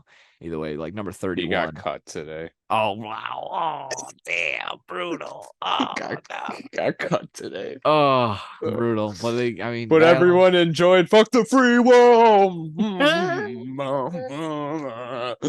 Aaron Rodgers was like, okay. Yeah, he had no idea. There's no way he had any idea. He's never seen that movie. Oh shit! Oh my god! So yeah, the rebound, the revenge tour for the rookies in the rookie show, that was definitely for sure. I think. What they originally did was so fucking stupid. Everyone had to do like a Kahoot game, or it was just so that was stupid. bad. That was so bad. I know what they were going for, but it wasn't organized at all. Like, that was so bad. And he's like, 18 questions. Fuck. I'm like, I was even there like, God damn, no, that's awful. I would just leave. Yeah, no, that was good. Good redemption by everyone. Everyone just did a singing. That's fine. That's how you do it. If you're good on NFL, I think that's basically hit the high spots. I don't think there was anything. Yeah, I mean, we talked about Jonathan Taylor and CJ Stroud and the division, all that good stuff. I think that's everything for now. Oh yeah, I would kind of want to just, I want to get that. I really want to hammer all in the recap from there. So I'm just for the sake of just having some sort of just like not having my there you go, beautiful shot right there, not having my my blood pressure shoot through the roof. I can just breeze through the White Sox, the shooting at Guaranteed Rate Field. I mean, I know as much as everybody else does on this one, and not a lot of people know what's going on. The biggest reveal of the day was John Boy Media, I guess, saw somewhat, kind of got the zoom in. And there's also the report that it was held underneath this woman's gut. Like it's nuts. It's gnarly. It's literally like a fucking Onion sports dome fucking article. It is bonkers. This is an unreal thing. And I mean, again, the idea, like, it was Guaranteed Rate Field, they're not crazy hard. Like, it's not like there's dogs and shit around. Like the cops are there. There's security. Like, you go through metal detectors. Like, I don't know how this got in there, got what she held it under. Like, if this woman must have been obese. If I mean, maybe that maybe because if she was under her stomach, I figure, why would a security guard ever be like, can you lift up your stomach, please? Like, maybe like they think the detector's going off because she has a metal plate in her knee or something, or it's I'm like sure she did that. It's like, oh, I kept my watch on. Wow. But then, like our buddy Bill was saying in the party earlier, so then you also went and sat down and you never took it out of your stomach, like you just sat there.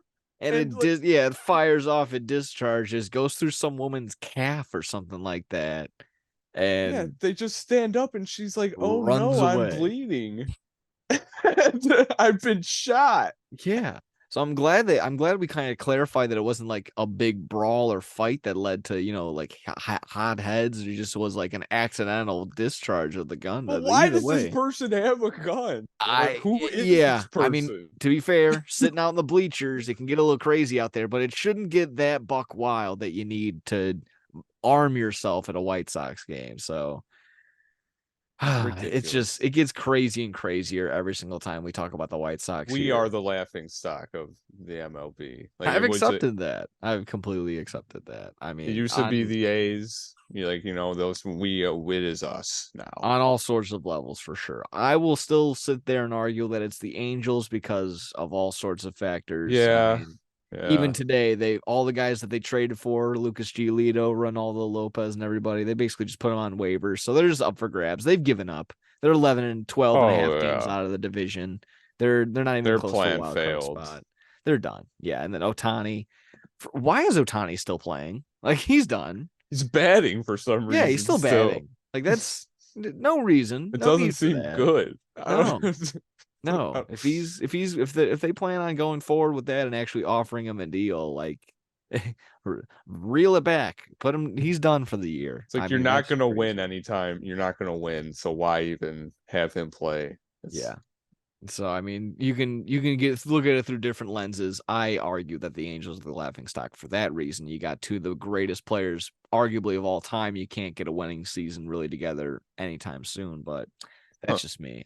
If the worst thing like I said 2 weeks ago, if the worst thing the White Sox have done all season is not put up some guy's name on the scoreboard and people cry, oh my God, they're so petty. Like, that's the worst thing. That's fine with me. And that's the laughing stock of the league because, I know I'm underperforming left and right, and there's a shit show for sure. And who is running the show? Kenny Williams or Rick Hahn? Well, now neither of them because they're both got canned. Finally, fucking great. But either way, done talking about them. Honestly, if I want to be on a lighter side of baseball things, did you see what happened in the Rockies game yesterday? No. Ronald Acuna got. I did see that. Not tackled to the ground violently, but it seems like a bunch of bros came out and it got one thing led to another, and they kind of like fell to the ground from the security pulling him down, and that pulled him down, vice versa. Either way. It's such an important game. I understand the air is thin in Denver, but you got to be quicker, security team, to not let anyone get out to center field to arguably the MVP of the NL right now. So, but I mean, it's between him and Mookie Betts, but come on, what are you doing? They There were again two played of it up. guys that went Yeah. to him too, and the security they were just like not even trying to pull him away at first. They were Yeah. just holding him, and the guy was holding on to Acuna, and the guy was just holding him.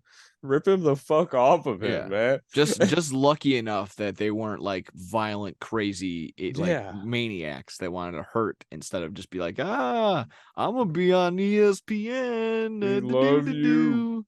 Yeah, like Acuna, I love you, or something like I don't know. It's just yeah, in the crazy world that we live in, you'd think there'd just be like oh, maybe I'll do this, maybe I'll actually do my job, but yeah, I don't know. It's crazy. It's wacko. Baseball security is not the best. Yeah, that's for sure.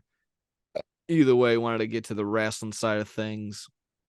We'll get to the All In, may be the big focus, but of course, wanted to cap off and say R.I.P. Terry Funk and Bray Wyatt. I beat you to it, WWE. That's I know it's a horrible joke, but I dedicated my show before you guys did on Friday. But of course, no, the more the merrier. I mean, we saw it on Wednesday, but right before we got started, we didn't see any like Twitter posts or anything, so it was brand new news as soon as it went up on Dynamite. Like, wow, Terry Funk passed away. I was like, oh shit. But yeah, unfortunately, Terry Funk passes away. That was like I said, the Wednesday that broke, and then it was basically the very next day, if I'm not mistaken. Well, Bray Wyatt, Windham Rotunda, passes away from apparently a heart attack. I also just found out this morning. I didn't get exactly maybe a post or something to confirm it, but he actually might have not been wearing his defibrillator while he was sleeping, and that's what Yeah, led I to saw something like that the doctor they gave him like a doctor recommended defibrillator that he did not have with him at the time of his heart attack. Yeah, so that's very unfortunate to hear something like that. So, uh, yeah, I mean, yeah, of course, it was brought on by Sean Ross at Fightful, of Fightful at whatever it is at Sean Ross, given the clearance to break the news like that from the family. But of course, a guy like Val Venus is like, well, it's guys like this. I don't know if you saw that too. A side note on that one, like Val Venus going off on, I guess, trying to make a point on maybe people that are like that are just trying to make a name for themselves like that. But I mean, Sean Ross is pretty well respected and wouldn't have done that without the consent of the family. So it's kind of Yeah, a weird hill for Val Venus to die on for something like that. Pretty bad comparison that right guy's there. off his rocker, so Yeah, he's a little out there with his points of views like that. Like I said, that kind of was brushed under the rug. Like I said, he had that understanding. Like, oh, these guys are just out here trying to make a dollar, trying to get here for the likes and all the retweets. And like, no, he's kind of just trying to break the news because people were very much concerned and nothing but outpours of love from fans, wrestlers, everything galore. I even and on the Terry Funk side, but of course a little bit disheartening when it is a guy like Bray Wyatt who is for most part thought to have trying to come back, and whether you like the character, whether you not like the spookiness, what would be the word, the paranormal, like paranormal mystique of his character. exactly, all the fun ghostly stuff of that. Even if you weren't into that, nobody, I would argue that nobody else given that opportunity would have done it any better than he did. Like no one would have been a better head of the Wyatt family than he was. Even if he was talking in riddles at sometimes it didn't make sense, his performance in and out of the ring, on the mic, in the ring, being such an athletic big man, it made up for it every single time. So very much just huge disappointing thing to hear news like that. And like I said, whether or not you were going to be a big fan of it, like whatever the plan was, he was probably going to get a big huge pop for his return, whatever that plan may be. So very super unfortunate on the Bray Wyatt side of things. I just thoughts on both, maybe. Like I also got some notes on Terry Funk, but I just want to maybe get your thoughts on Bray Wyatt. Yeah, it's just kind of crazy. It's only 36. Just Yeah. happened so out of nowhere. It's I don't know, it's just shocking. You feel like when these stuff happens, like you know them personally, even though I obviously didn't, but I just get as sad as if I.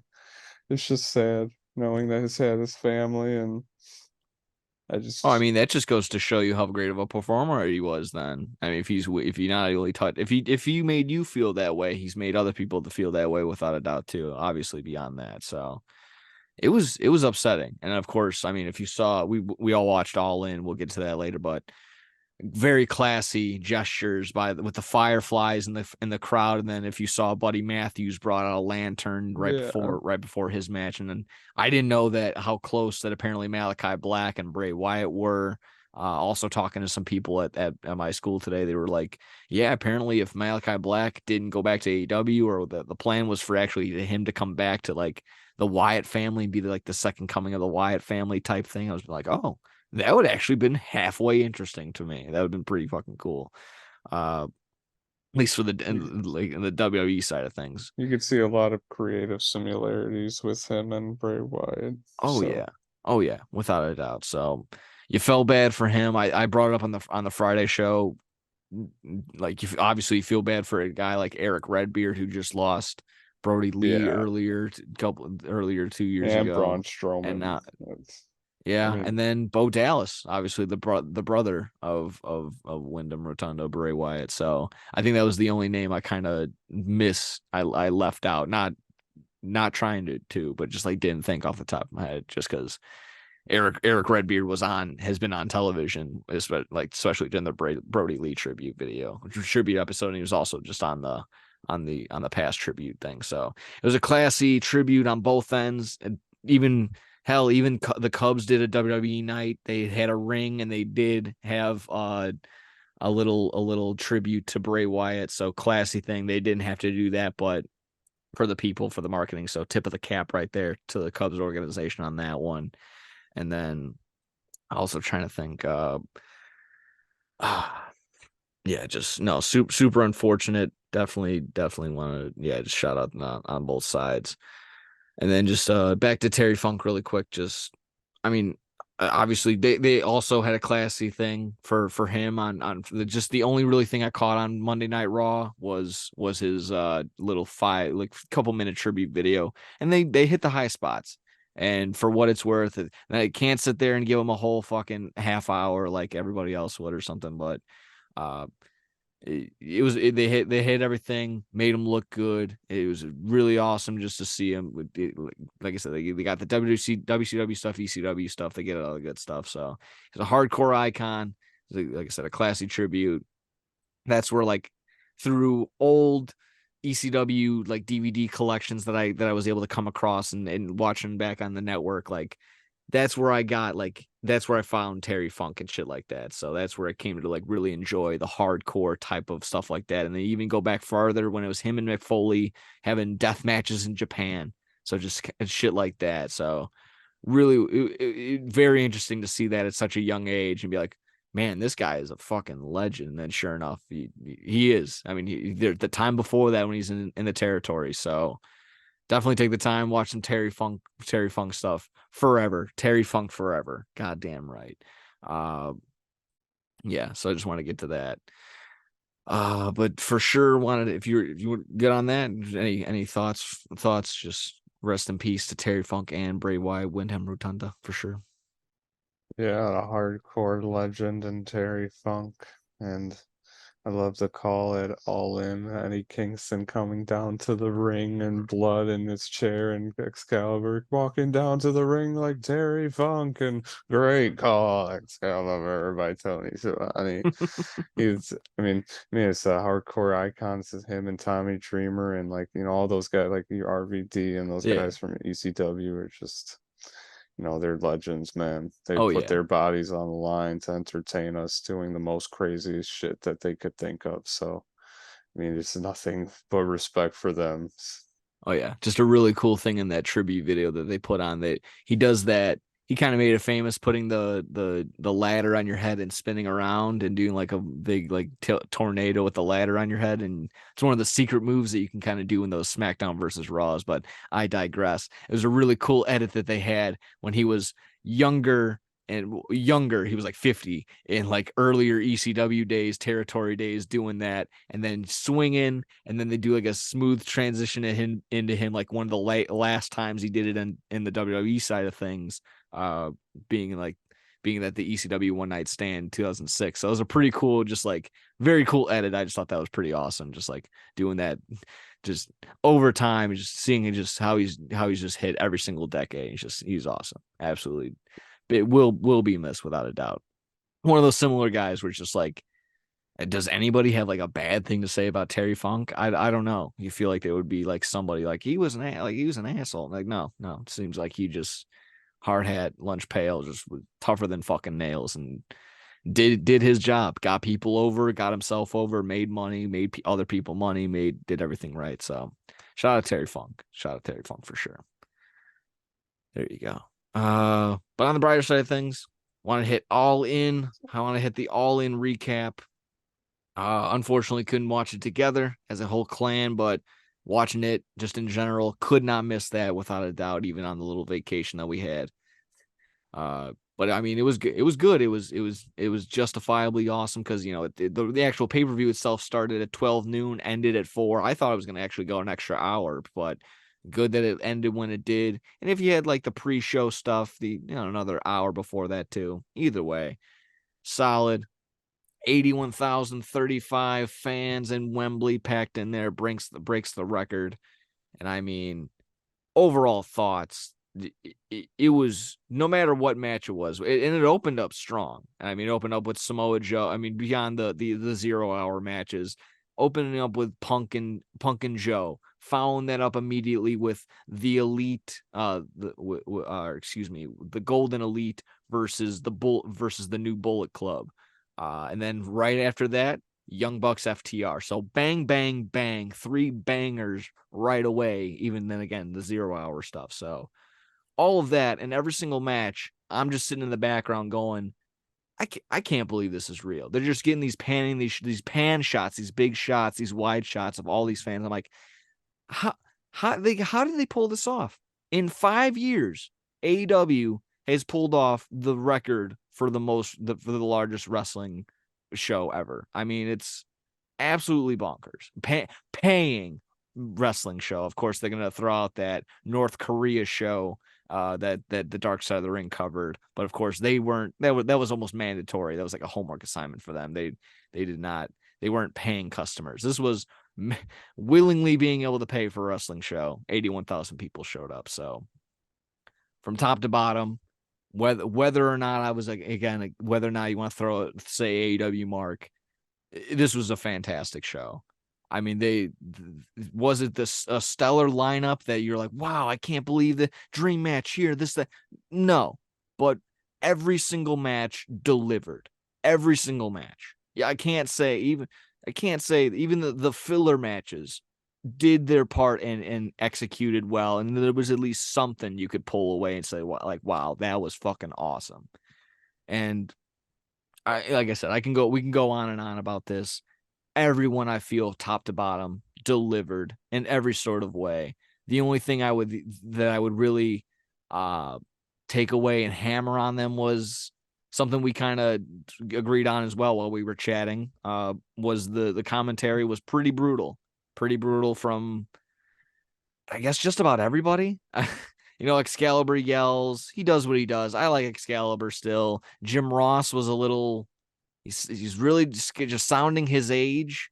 Tony Schiavone never really adds anything to anything. And then a weird, I don't know if it was a kayfabe or a real type of heat between Taz and Nigel McGuinness. I don't know. It was kind of off the entire time. In my mind, I was like, just give me the Ring of Honor guys. Give me is it Ian Riccaboni? Give me Riccaboni. I'll take that. Give me Ian Riccaboni and Nigel McGuinness would be fine. Ian Riccaboni and just fucking Excalibur, that's fine too. No need to really go heavy on the commentary and take away from what it was. That's the only thing I would really take away. Otherwise, I mean, even like Sting and Darby, like Sting as old as he was, looked great in front of 81,000. And of course, I love that one post. Is like the Michael Cole's like, this is what 70,000 people feel like Sting. Well, this is what 80 fucking thousand feel like Michael Cole. So deal with that. Arguably, maybe even again, I'm gonna keep running on. I'll pan it to you after this one. Will Ospreay and Jericho held up. Jericho was the guy that we wanted. We're like, man, what's gonna happen? Jericho held up, and then FTR and the Young Bucks fucking stole the show. So we'll definitely get to more. What were your initial thoughts? What's anything that you just need to get to right away? What was all in for you? It was an amazing, probably the best pay-per-view produced by the official AEW so far. Again, like you said, you can look at the card and you might not be like, oh, this is gonna be the craziest show ever just from looking at it, but every match was fucking amazing. Even the 0 hour, I loved the tag team match, and Hook and Jack Perry was good too, and they just never slowed down ever. I mean, the Stadium Stampede was fucking insane. Yeah. That was one of the crazy, like, when I never stopped, just nonstop That got action. pretty brutal, even to the point where I'm watching it with Yessie, watching it with the gal, and when the skewers go in John Moxley's head, she literally had to look away. She was like, tell me when it's done. Tell me when it's done. I'm like, oh, almost. And they finally fall out of his head. I'm like, all right, it's done. After When like he 30 shoves it, you seconds. could see them there were so many in his head. It was John was Moxley absolutely is crazy. insane. He's crazy, and that's the first time I think I've ever seen Orange Cassidy bleed, and there was just so much going on the entire time. Just it gets hard to keep up sometimes in a match like that, but there were so many crazy spots. The Yeah, FTR, we had all thought that Pento was going to be a vegetable, and it yeah. turns out he was fine. But that ladder spot was pretty funny too at the end when it just collapsed under him and Santana's I weight. was laughing so hard. Yeah, those wooden ladders, they look, like I said, they look metal, but half of them are fucking wooden just because they can break, and that's what that gives them it's just like that ladder spot. it breaks the illusion right there. They cut Oh away yeah, so fast. oh yeah. I mean, you could hear the wood break. I mean, it was like it's I so. don't know how he went off of that ladder. So they didn't show it, but I don't know how they went up that ladder. I have no idea. That was a crazy match. FTR and Young Bucks, that was definitely the best match of the whole night. They went on very early, which I was surprised about. But I mean, Yeah. they stole the show for sure. Nothing topped that. Every match was great, but it's the story behind that. And I mean, I've been watching since being the Elite back in the day when AEW wasn't even a thing, and they were talking shit to FTR or to the Revival, Yeah. they were called in WWE. But there's always so much shit talk and like they're never going to actually wrestle each other. And to now be in this third, like this rubber match in front of 81,000 people, it was awesome. I obviously wanted the Young Bucks to win, but I just can't be mad with how it ended because it was all great. Oh yeah. And I don't want to talk too much about everything, but Will Ospreay and Jericho was awesome. I didn't know if Jericho was going to be able to hold his own against him, but he definitely did. Will Made him look Ospreay. good. He looked athletic. Got the right man got over in Will Ospreay. I wasn't not in the back of my mind, but I'm like, are they? It would be so fucking bonkers if they really put Jericho over in this sense. But no, good. Put Will Ospreay over for sure. That was probably the best move without a doubt. And even like something like the women's match, which I like that Soraya won because she's in front of her home, Yeah. her own people, And even then, like you get the storyline within that, like, oh, the Outcasts are basically done. Like that, there goes that. Tony Storm punches Soraya's mom, and then she gets Ruby Soho gets involved, and Tony Storm pops her by accident or something like that. what did Taz refer to? This is completely off topic. What did Taz refer to Julia Hart's? Not her nutsack, but something. It was what? I don't. when he dropped the leg drop on her. Yeah. He said something. I don't know. I don't remember. Either way, that was funny too. I mean, you get new trios tag champs right there, in the Acclaimed with badass Billy Gunn, not dad, Big Daddy Billy Gunn or whatever. That was fun. Of course, I mean, the main event, MJF and Adam Cole, but we'll get to that in just a second. I'm trying to remember just off the top of the dome anything else. Yeah, no, I mean, CM Punk Samoa Joe, great way to start it off. If you didn't get any 0 hour action in there, that was a good way to go. Surprisingly, he just ends with a Pepsi plunge. Maybe he just didn't want to sell the GTS and make it look as bad as it did the other day. That's fine. Don't want to embarrass yourself in front of 80,000 people. That's cool with me. I mean, we'll get to the all out maybe in a little bit, but yeah, just I didn't love the idea of Omega in a 6-man tag, but I like it now. So we're getting Takeshita and Omega now at All Out makes up for it. So that's fine with me. And then that was a solid match in between. You can't argue that. Was there anything else that we're missing? I'm trying to find. There was a couple more matches for sure, but all in all, solid night off the top. Let me just to make sure, and let me bring up the all in card just to make sure. Of course, I'm spelling all on, all oot, all in card. There we go. Just to make sure. Oh my God, why does everything suck balls? Are you serious? They're gonna make me fucking subscribe to read this article? No, thank you. Just give me the card, you bum. I wish I had it ready to go off the top, but okay. Let me just pull up the Wikipedia. Maybe that'll be it. There we go. Yeah, Hook defeating Jack Perry in the beginning, CM Punk winning. That's all fine. But yeah, the quick roll up with the Bullet Club Gold again, kind of just maybe to give Takeshita some momentum going into All Out. That's fine with me. FTR getting the win. I love that. Eddie Kingston how about Eddie? Yeah, that was the one I wanted to get into. Eddie Kingston and Jon Moxley flipping each other off. That one picture that I love that they're bleeding on each other in the corner while they're just trapped in the barbed wire. I'll try and get that as a picture frame as like an 8x10. That would be fucking fantastic. Saraya getting the win in her hometown of London. Yeah, Darby and Sting. Solid for a gimmick coffin match. That was fine. That played it up as much as it was. It sounded like it was pretty brutal. They were taking some pretty good bumps. Yeah, and then Will Ospreay, Jericho. You could have argued that it could have even stole the night depending on who you were. But I would still go with FTR and the Young Bucks for sure. Billy Gunn and the Acclaim getting the trios tag, and then of course, yeah, we hit all of them except for the main event. And MJF, Adam Cole.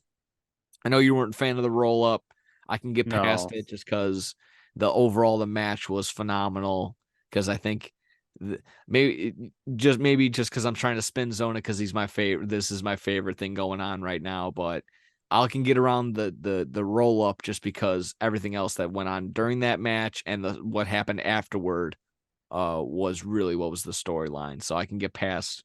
It was kind of up in the air. Like MJF was kind of gonna win. It was kind of is he gonna do it bastardly with his ring? And that was the whole thing. They were didn't want to. Neither of them wanted to cheat. They wanted to be each other's friends. Again, this Roderick Strong thing. No one's pull. That's the only thing I'll be critical of is we've seen this ending now 2-3 times with you're my friend, just do it already, get it over with, and they hug it out for the 3rd straight time already.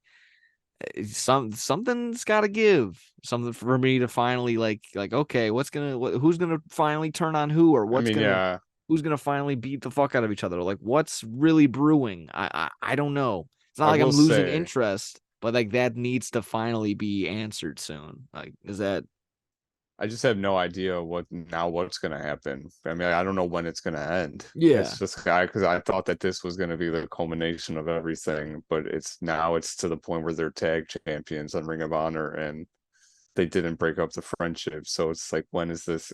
Are they just going to ride with this? Like, are Yeah. they going to be the tag champs in Ring of Honor for months now? Or it's like, well, how long is this going to last? Like, Yeah, that's my thing. Again, it's not like super like, oh my God, I can't believe it. It's just like, okay, just if you're gonna do this, you're gonna still stretch it out a little bit. You know, you could have had something in front of 80,000 people. You also don't want 80,000 people going home pissed off. It was still nice that they went off like, you know, all buddy friends. They went off as mates. They were cheering at the pub probably. But yeah, it's not like I said. What's going to be the big twist that gets us all wrapped up in and back involved in this? So still got to come and watch, and we'll be there basically all week. We'll be there for Wednesday. We'll be there Friday. Technically, we'll be there Saturday, and then we'll be there Sunday for the pay-per-view. So yes, sir. hopefully, maybe we'll see you there sometime soon. Shout us out if you see if you see us in the crowd, go wow, and then we'll know who you're at. Say the No So Super Sports Podcast. Make a sign for us. Oh yeah. Let's see. Is there something I can talk about? Oh yeah, sure. Shoot. What's up? Oh yeah. I mean, that's the big thing. That's the big drama alert. There's something I can talk about. Do I have your attention now? What is that? Oh God. I just crumpled up the Sprite can in front of me. Just out of anger. So really shows just I was such a big fan of CM Punk, and I can get slack for this, but he's really I'm starting to lose that feeling of wanting to see him every week. And the one thing that really threw me off is, I'll start with this, I guess. Today at work, everyone in the office, all of our coworkers that are wrestling fans, we weren't talking about how awesome All In was. We weren't talking about FTR and the Young Bucks. We weren't talking about the Stadium Stampede. We weren't talking about MJF and Adam Cole. We weren't talking about the 80,000 fans. We weren't talking about AEW just having the biggest wrestling show ever. We're talking about CM Punk. CM Punk this, CM Punk Jack Perry, CM Punk Miro, CM Punk didn't get picked up at the airport, CM Punk this, CM Punk's on the train, CM Punk, CM Punk, CM Punk, CM Punk. And I'm just starting to, CM Punk complained in WWE, left. I was on his side. And I starting to now be like, is he the problem? Was the locker room the problem? Maybe he's the problem. I don't know. Because now he's been in 2 promotions, and people openly talk shit about him all the time. There's reports about this. I loved his radical side of him. I love that he doesn't give any fucks about anything, but sometimes you got to know when to stop. And it's if he's being detrimental to the company that I love, that I put so much effort into. I mean, we've gone to so many shows. I mean, we're diehard AEW fans, and I'm not gonna die on this CM Punk killed if he's gonna damage AEW in any way or make people look at it in a bad sort of light. So I mean, I love, so when he returned, I've always been a CM Punk fan, but and these reports might not be 100% true, and I really don't know what to fully believe right now, but it's just sad. Yeah. I want to see it from both ends too. I get what you're saying too. Obviously, huge CM Punk fans, both of us, and we're both AEW diehards, like you just said. And I'm in that same boat where I would love for CM Punk to keep coming back and to enjoy that, because he moves the needle. Like we were all, right before we were doing the show, you have your little Google search, your Google Trends thing that you use for work, and you looked up CM Punk, you looked up AEW, and we also jokingly, I asked you to look up Jack Perry just to compare the numbers, and Jungle Boy just to compare everything. He moves the needle. And again, the idea like, oh, he sold out the United Center on a whim. They didn't know, but they knew that he was coming back, and he sold out the United Center. And he puts asses in seats. But yes, I'm also under the impression that if he does leave, if he goes again, if he doesn't return, the wheel's going to keep on turning. Similar to the Jonathan Taylor Colts situation, it's going to keep the wrestling's going to still exist beyond CM Punk. I would like CM Punk and wrestling to coexist. I would love for that relationship to keep going on. But if it's to the detriment, like you said, where AEW is going to keep getting labeled this and like, oh, it's a secondary company with all sorts of drama this and drama that, and eventually you might have to step away, even though he is such a big draw, and you're getting that from, I guess, even just Chicago fans straight up, the CM Punk fans that were just sitting there waiting in the wings and trying to flip sides either way too. So and yeah, I've been diehard CM Punk, man. Like I would be at the WWE shows chanting CM Punk for years and years when he was gone. Like I wanted him to come back so bad, and it's just now it just doesn't feel like special anymore. It just feels like he's a burden. Yeah. Like I can see that way too.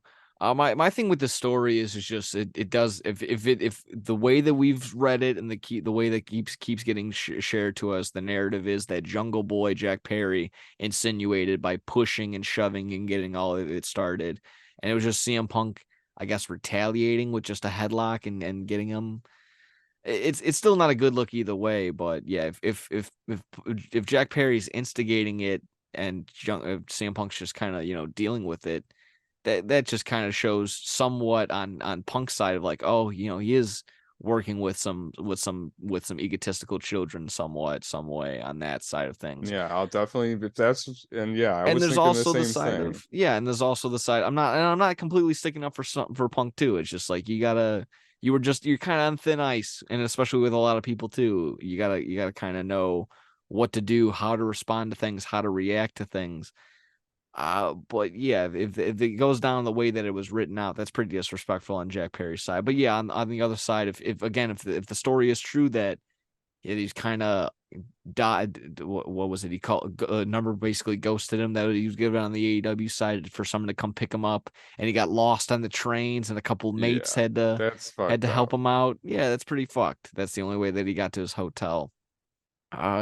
Not a good look. Not a good look on AEW side of things. So I wish I knew everything. I wish I knew to really come down and say either which way. And I think I'll just stick to basically, what we said earlier, what we kind of came to. It's just,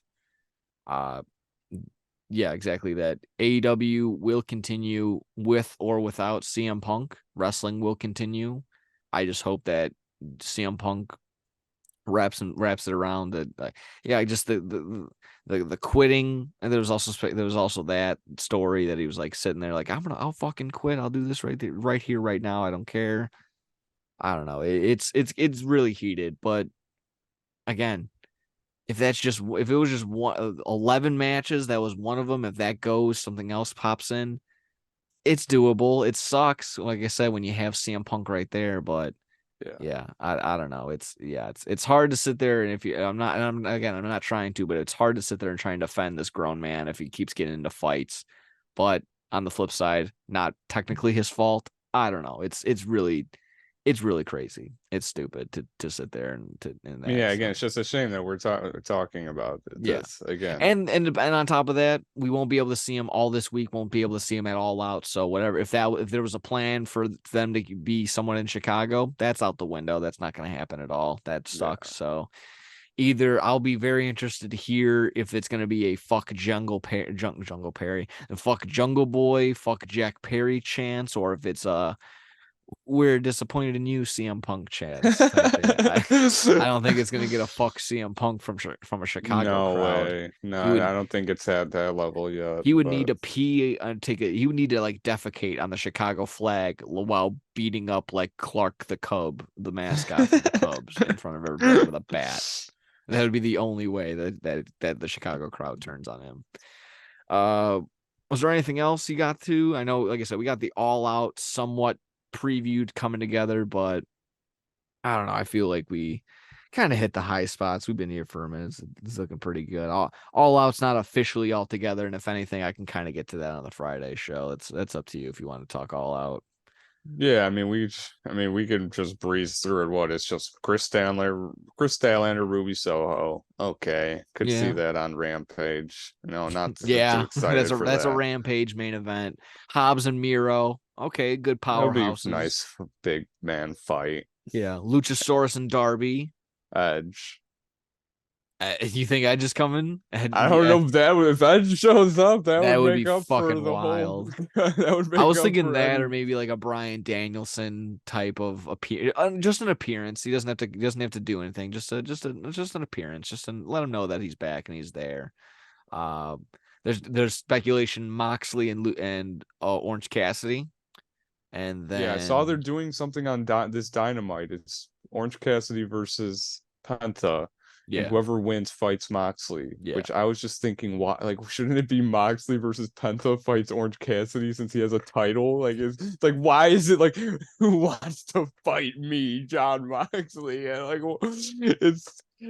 I mean, it's whatever. He'll be bleeding. So. Yeah. Yeah, absolutely. I think we're missing.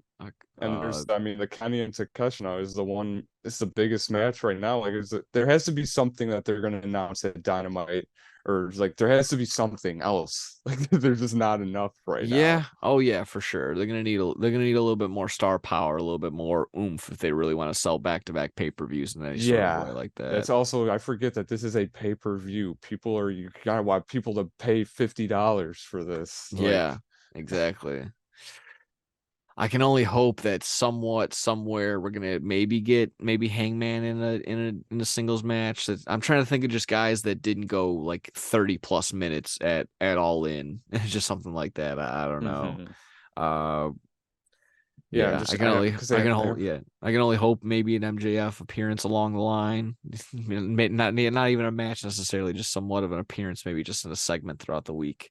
Maybe MJF and Adam that. Cole might do a tag match with their titles or something. Okay, that'd be fun. Cool. That'd be pretty good. Yeah, that'd probably be the way to go.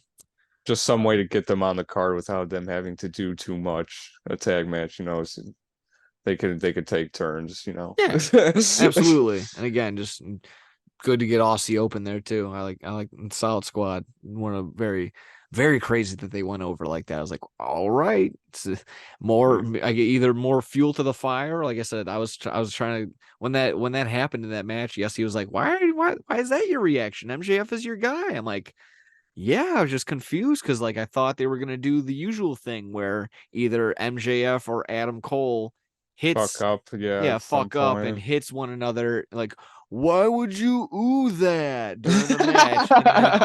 and then Aussie Open ends up getting like a quick roll up or something like that, or hits their finisher, and then bingo bango, they get a quick win over the top guys in AEW. It was like, okay, well, I was surprised for sure. Yeah. Yeah. So like I said, I had to pull it back a little bit and explain it to the gal. Just like I said, she's not wrapped up in it like everybody else, like we are. So like I said, it was like she was like confused, like, that's MJF. You should be bouncing off the walls. He won. I'm like, and I halfway was. I'm like, yay, yay, yay, yeah, yay, yeah, he won the title, yeah.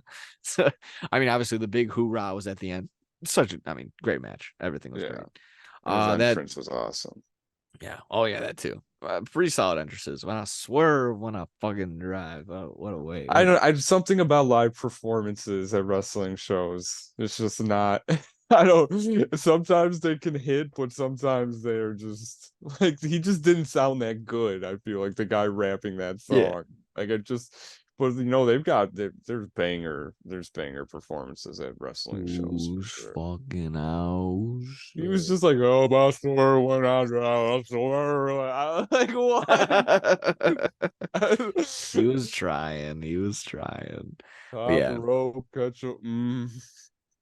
Good move by Jericho to do the song with Fozzy and then have Will Ospreay come out for like a minute, almost 3 minutes. So that was good for him to catch his breath before, like I said, perform. That was a solid match on his end. So yeah, for sure. I again, if no bias or nothing, I wish I could say it, but if I could just be coming full on like that, I would say it was probably the best show of the year. Not going to sit here and you can definitely argue. I would have to sit back and really watch a lot of these other pay-per-views and a lot of these big matches from past, but you could for sure argue pay-per-view of the year, or even better than the premium live events of the year for sure. The crowds can make or break a show, and they were nonstop the whole time. Oh yeah, they weren't sitting on their hands like they were in Detroit for SummerSlam. They fucking brought it. Wembley brought it, and they're coming back next year, August 25th, I believe, 2024, set for this on Sunday once more. Let's go. Let's do it again. I saw Tony Khan just going hog wild after the show. Yeah. Break the record. Are you ready to come back next year? Break the record you just set, my guy. I mean, fucking do it. And honestly, it'll be a whole. It's not like they're gonna run it back. There's not a single match that they would probably run back. Maybe FTR, Young Bucks. I would hope 5 at that point if they're gonna maybe have a match in between. But, I mean, I would think Kenny's gonna have a singles match probably come next year. Yeah. If Punk is there, he's not going to be on the card or something like that. I'm sure MJF will still be in the top contention, but something like that, like as long as Tony Khan resigns him, pay him everything. Bring in the Brinks truck. I saw him on that Hot Ones thing. That was pretty good. A Hotter Dab with him and Adam Cole. That was pretty good too. That was funny. I liked when he was just calling out to people at the airport, because we've said that before on here. It's like when people that just wait at the airport. Can you sign my card? He was like, can you sign 80 of these? Like, no. Fuck right off, dude. Yeah, exactly. That's always fun. He's on all the time. It's fucking awesome. Either way, I think that about wraps her up today, right? And this is episode 33. That's everything. Yeah. I think we hit all the high spots. Thank you, as always, for joining, tuning in, liking, subscribing, sharing us around, following us on Twitter, following us on Spotify if you're listening on the audio, rating us right there to you. Hit the little 5 stars or whatever. I'm not going to hold you to it. To each their own.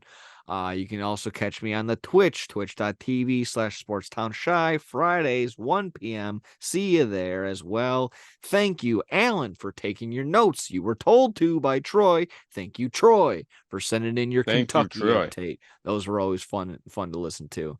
He's telling me there was some technical difficulties, but we breeze through that. We don't worry about that. Small, minor fallbacks for a big comeback on stuff like that. So we don't worry about that stuff, Troy. Keep bringing in the good stuff, and we'll play it here on the No Substitute for Sports podcast. Like and subscribe. Mike, thank you as always for joining over here. Always a pleasure. We got tons of football coming in next week, tons of wrestling throughout the week coming in. So breaking down all of that, previewing and breaking down Bears, Packers, AEW, Hard Knocks, everything in between. We love you. Take care. We'll see. Like your hair.